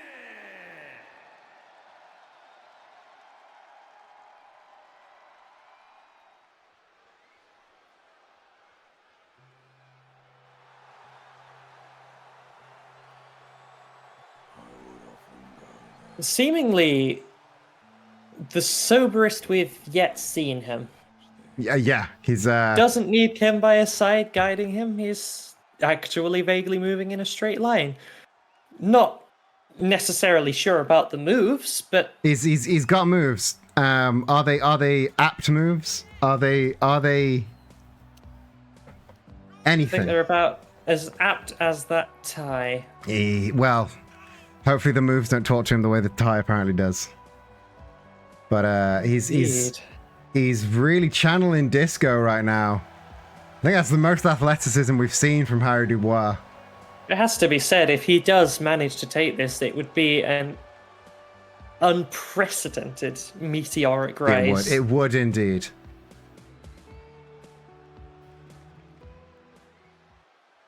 There's really no other way to describe it other than meteoric rise.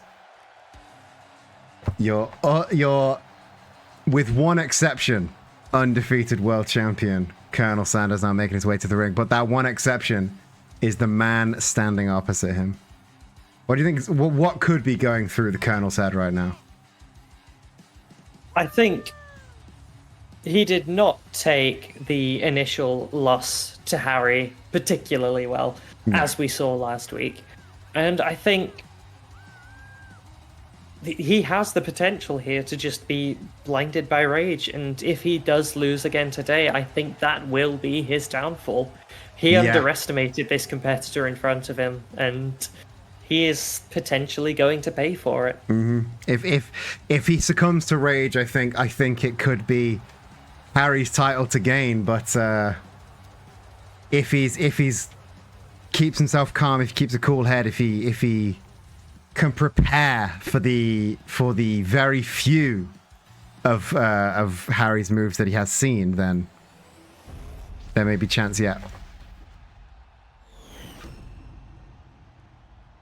Introducing the challenger from Paris, France, weighing in at 241 pounds, Harry the Superstar.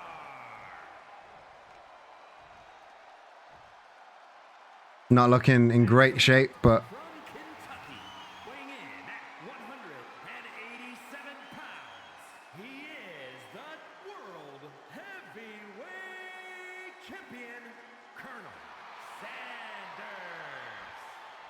Going for the shirtless fight this time, seemingly not making the same mistake as before and underestimating Harry. he's clearly taking this seriously. Taking it seriously this time.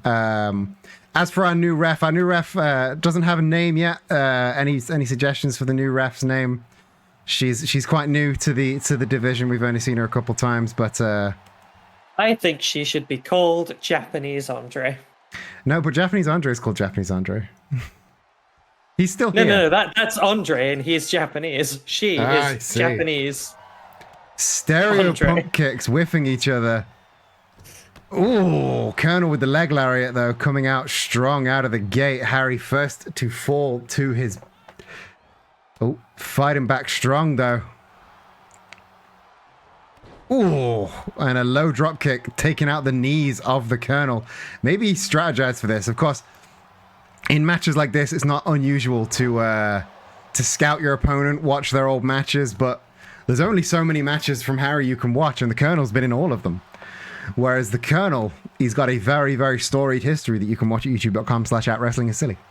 Well, I mean, if Harry has the ability to remember any of these records, and he is famed for not being so good at the memory thing, he does theoretically have the knowledge advantage, but Yes, that is I'm true. not convinced that goes. That is true. Perhaps he might have watched the matches and completely forgotten, or perhaps he didn't even remember he had a match on today.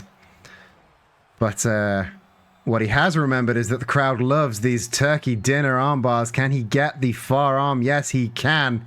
Wrenching back, getting the crowd on side. And boom.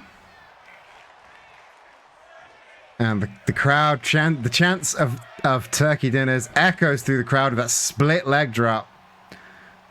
Narrowly avoiding the low blow that would, of course, netted a disqualification. Ooh, beautiful diving cutter there from Colonel Sanders. Gets the cover. Immediate kick out at one. Kicking out at one is always... Oh, but the sleeper hold is in. It's not quite the bargain bucket clutch, but a sleeper hold nonetheless. Oh, but the jawbreaker connects from Harry to get that hold broken. You'd think a sleeper hold would be a good thing to put in to put someone like Harry in. Oh, I think he might have been going for a Death Valley driver or something, but the Colonel slipping out of the back door as Harry already having to drag himself up by the ropes. Ooh, Colonel going for that spear. Harry playing possum, maybe getting the knee up. The Colonel is not pleased at all by that exchange. Another quick cover. Harry managing to drag himself over to the rope to get that rope break. I think the Colonel and all of us maybe could be underestimating the sheer strength of Harry Dubois. I mean, look at him. It is something I was going to remark on. I mean, these are some really hefty strikes. He's clearly a very big guy. Oh, I think he's going for the expression of pain connects. Yep. This is what he used last time. Knows how to use his weight to his advantage. The Colonel came prepared for it this time. Oh. Yeah, like again, leaping over the ropes like that, he gets every ounce of his weight into that lariat, and that connects, that hits you in a big way. Colonel was prepared for it this time. Harry with those overhand chops, and now, the back elbow unfortunately didn't connect. A series of very educated strikes from the feet of Harry Dubois. Oh, ducks the kick and beautiful counter from the roundhouse kick of Colonel. Harry really does have the Colonel's number. Nope. Grabs the wrist, reverses the momentum though. Colonel now back in control, throwing Harry into the ring. Colonel knows he can only finish this inside those ropes. Oh. Yep. Ugh. In spite of the anger that he is probably feeling, like he is clearly still thinking clearly. Yeah. He's still thinking like a wrestler. Oh. Open palm slap. The force behind an open palm slap to take a man down. It's got to be a lot of force behind that. And a very near victory with that. Harry able to kick out. I do say that the Colonel is thinking clearly, but his ring awareness is rather wanting. He's getting all of his pins really close to those ropes. Yeah. Ooh. That was something new that we haven't seen from the Colonel before. And at least, just as you said that, he thought to, he positioned his body between Harry and the ropes for that pin. So maybe he came to his senses and realized what he was doing, but the vicious offense, a series of knees to the face of Harry, and now, oh, that Kamigoye knee to the face. It's going for a second one. Harry is looking a little bit worse for wear right now. I mean, when is he not? Ooh, jumping drop kick. I didn't know he could get that kind of height off a kick. Ooh, beautiful super kick, and the straight jacket. Ooh, I thought that could have been it, but again, the ring Impeded awareness, only by the ropes. ring awareness wasn't quite there. Colonel was just about out of bounds. Harry, though, back in control, though. Pulls the Colonel up to his feet and drop kick right back down. Colonel rolling out to recenter himself, clearly enraged by the by what's happening right now. Quick waist lock. Ooh, reverse X Factor. Oh, I think he's going for it again. I think he's trying to land another one. Another expression of pain connects. Could this be it? New champ. Kicking out at 2. Again, just a 2 count. Oh, Harry now getting a sleeper hold of his own. Maybe he's trying to wear the Colonel down. Oh, wrenching left and right, really putting a lot of tension on the neck of the Colonel. Of course, the Colonel's an older man, an older wrestler. Easier to choke out, but the jawbreaker connects and the hold is broken. Oh, sleep. Into, oh, kick to the gut, followed up with a roundhouse kick to the back of the head.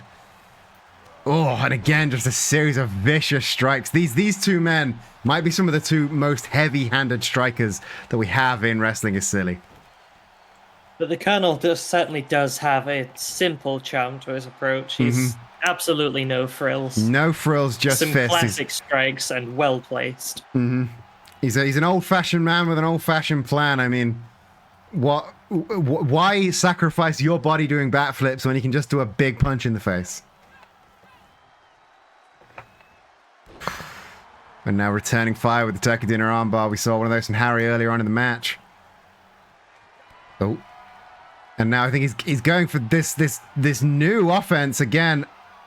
Oh. Sort of a reverse backpack slam. I'm not quite sure what it's called, but could it be it? Whatever it was. Colonel Sanders retains. Colonel Sanders retains, not opting for the bargain bucket clutch once, though. I wonder if that was something of a statement. Maybe. The new Colonel Sanders. Whatever that new finisher is, I don't know, call it the Zinger Tower, call it whatever you want. It means he is still our world heavyweight champion. And what a match, though. What a match. Well, I think we got to see a lot of Harry in that match. yeah. While Harry did not emerge as the champion, we really saw that was not just a fluke victory. That was more than just lucky timing. He is a real competitor. He is indeed. And while he may not have room as champion, I think there's definitely room for him somewhere in the division. It's going to be very interesting to see his next moves. But as we just crossed the threshold of 9 o'clock, we are approaching our main event tonight. And your closing match, your main event, is the finals of your Women's World Championship for the first ever title holder, Princess Peach versus 2B. What do you think about these two contenders? Obviously, you've seen both of their rises through the tournament, through the bracket. They both fought a lot of very strong competitors. What's your view on both these two going in? I think, given the early stages, the introduction of these two competitors before this tournament, I think from then, I think it was made really clear that Peach was this really strong contender from the outset. Whereas 2B's taken a little bit to get going, and it's put me in this position where I think that 2B is perhaps the underdog in this match. She's fought her way through the tournament fair and square, and I don't think that there is any reason to take that away from her, and she is here for a reason. But I think compared to just the explosive way that Peach has come into the competition and already starting to forge enemies and alliances, she feels more settled and more ready to take on that belt. I think you might be right. I think the princess has come in. She's come in dominant. She's come in strong. 2B though, not one to sniff at, not one to be trifled with. She's managed to get here to the final. She's taken on a lot of oncomers, but as far as competitors go, I think this is Peach's match to lose. But I'm very interested to see these two very, very clashing styles. 2B, a very dominant striker. Princess Peach, more of a sort of opportunity-based technical wrestler. It's a very, very big clash of styles between these two. I don't really have much more to say about these two competitors, so shall we get on with our main event? Let's go down to the ring and see these two for the inaugural Women's World Champion. Let's see which one it's going to be.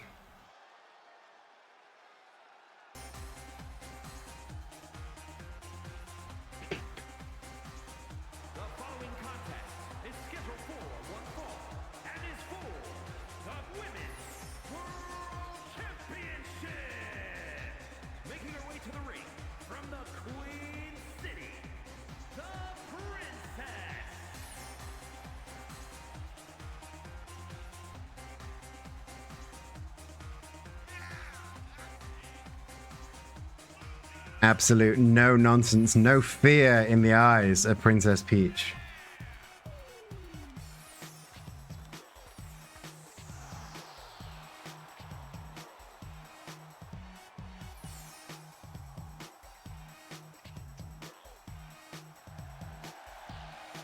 She's just kept it very straightforward and clearly showing that she means business. She is out here for that title. It's often been said that Princess Peach doesn't really have a lot of character, but she doesn't need it. She fights, she wins, and maybe she's going to be champ. But the woman in her way.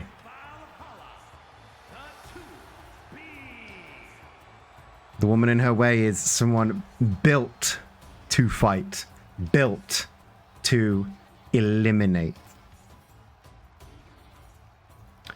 And perhaps eliminate she will. This is still a single elimination tournament, and who's better at eliminating than the Eliminator unit? Exterminator unit, whatever.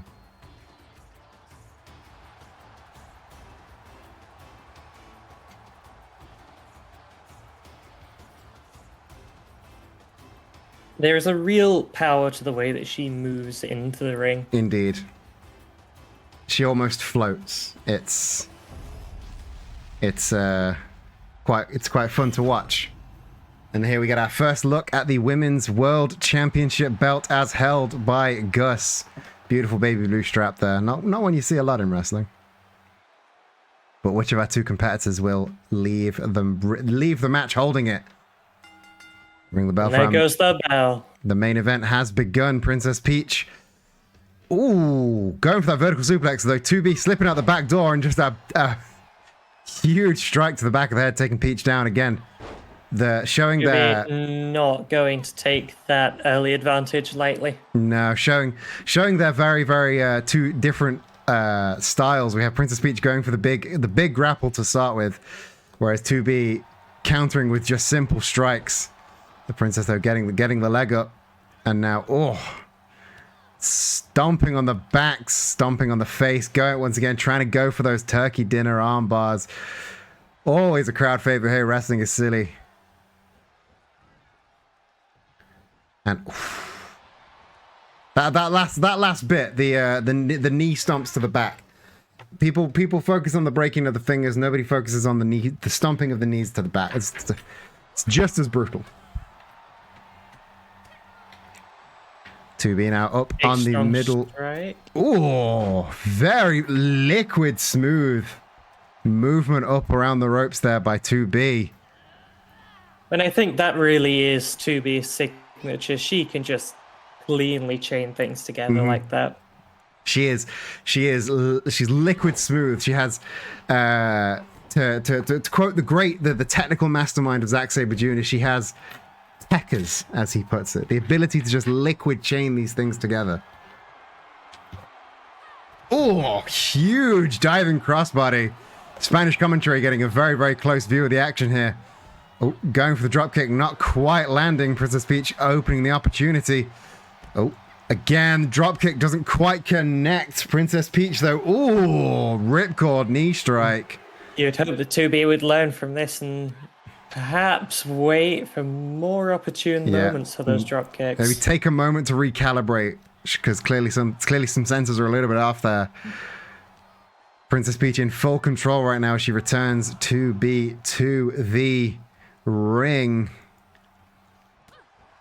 Oh, beautiful spinning back fist there. It's really knocking 2B out for 6. Oh, quick sleep. And the leapfrog. Ooh. And just throwing her into the air and landing with a big punch to the face. And just flatlining her. Center of the ring cover. Just a 2 count. Just a 2. And I feel echoes of our tag team championship match here. Peach is going to thrive if this ends quickly, but 2B is just better suited to those longer, more protracted bouts. yeah. Princess Peach is a sprinter, but 2B can put in that marathon match. She can go to war. And if Peach wants a war, she's got one with 2B. Oh. Sleeper hold. Oh, sleeper hold locked in with the hammer lock as well. Princess Peach very hard to escape.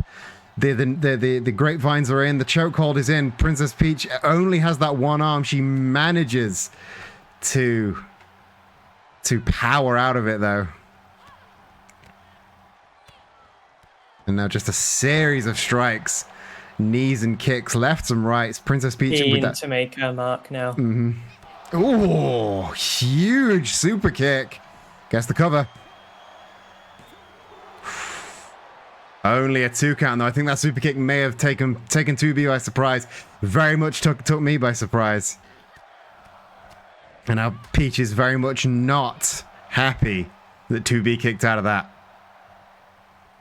But again, you got to remember, as Princess Peach is trying to, oh, beautiful springboard roundhouse kick there. But again, you got to remember, Very cleanly landed. As Peach is trying to get through this tournament, she's also got all that business with Mr. M to attend to. So, ooh, goes for the kick, but 2B had it scouted that time. Into the ropes. I certainly imagine that the business with Mr. M and the It's got to be weighing on her somewhat. Result from that, it's going to add to the mental stack quite spectacularly. Yeah, because your mind has got to be 100% on these title matches, but with all this nonsense with Mr. M, it's yet again Mr. M ruins another potential title run. But the leg lariat connects.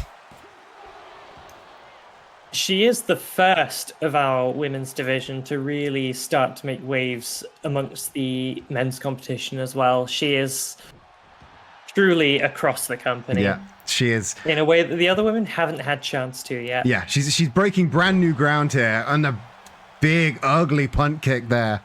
Connects right with the temples of 2B, but managing to scout whatever Princess Peach had next.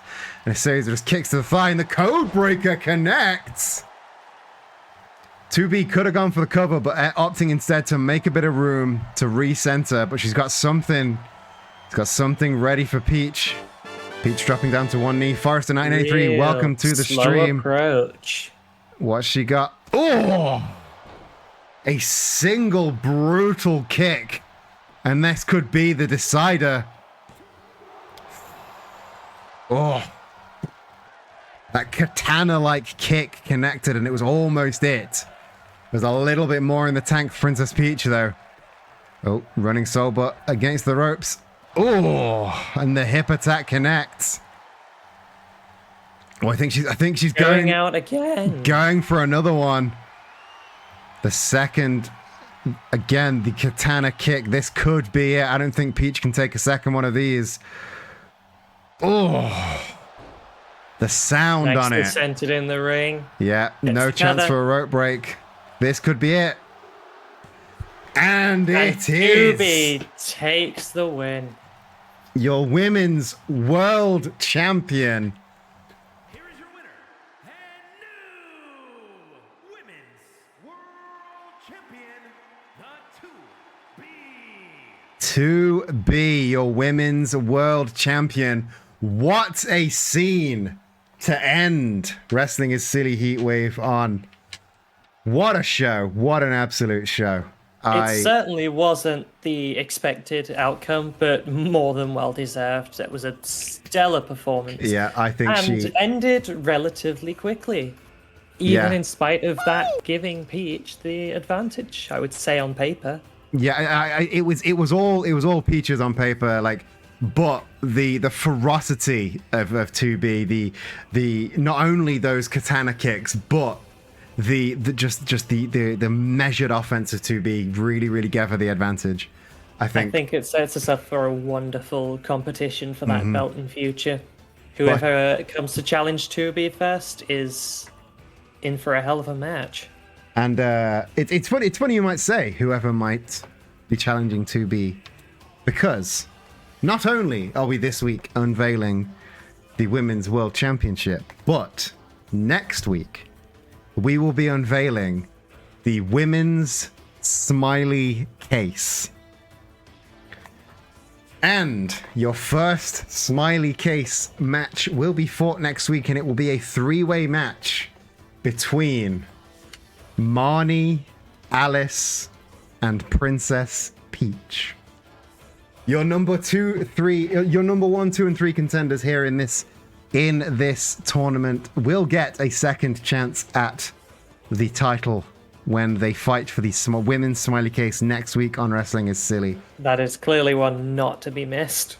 Indeed. But all that and more will be next time here in Wrestling is Silly. But enough about next time. Let's talk about this time, because we are now approaching the end of Wrestling is Silly for this week. Thank you, everybody in chat, for joining me here for Heatwave, the hottest night of wrestling of the year. Thank you, Hannah, for joining me on commentary at such short notice. Is there? I know you're not actively streaming or creating things at the minute, but is there anything you would like to promote or plug here at the end? This time is yours. I like to believe that I am above such things, and so I am the plugless wonder, and this is entirely because I am so grandly virtuous, and not because I don't have any active projects that I would like to plug at this very moment. Thank you very kindly. I would like to plug the concept of drinking water and wearing sun cream. I don't want to talk to you anymore. But okay, if you won't plug, I will plug in your place. If you liked Wrestling is Silly and you want it to continue becoming bigger and better, the easiest ways to do that is to tell your friends to come and watch. This is a very hard show to market. But if you tell your friend, hey, there's this really cool wrestling stream, I'm not going to explain it, just come and watch it.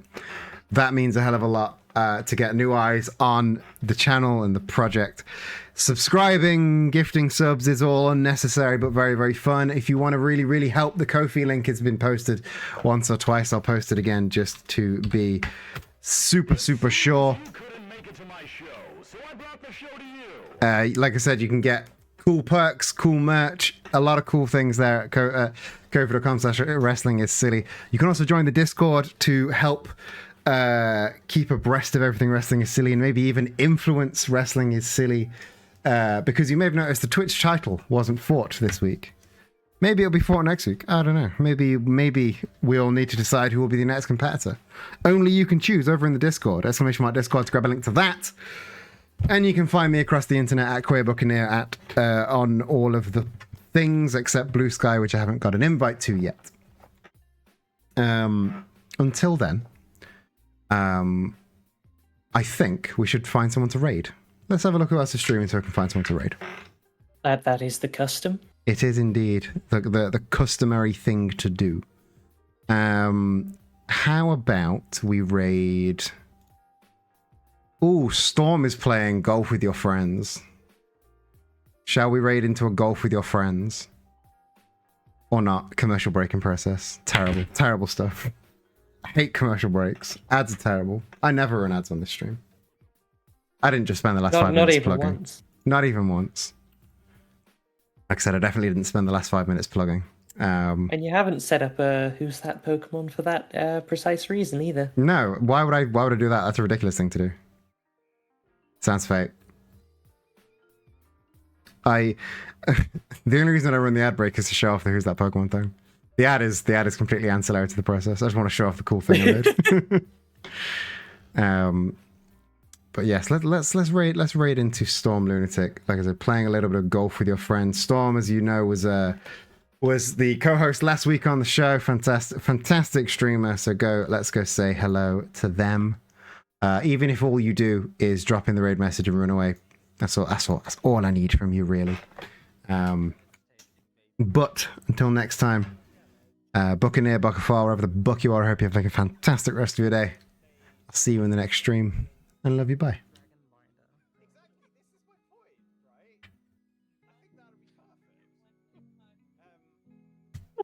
And we are clear.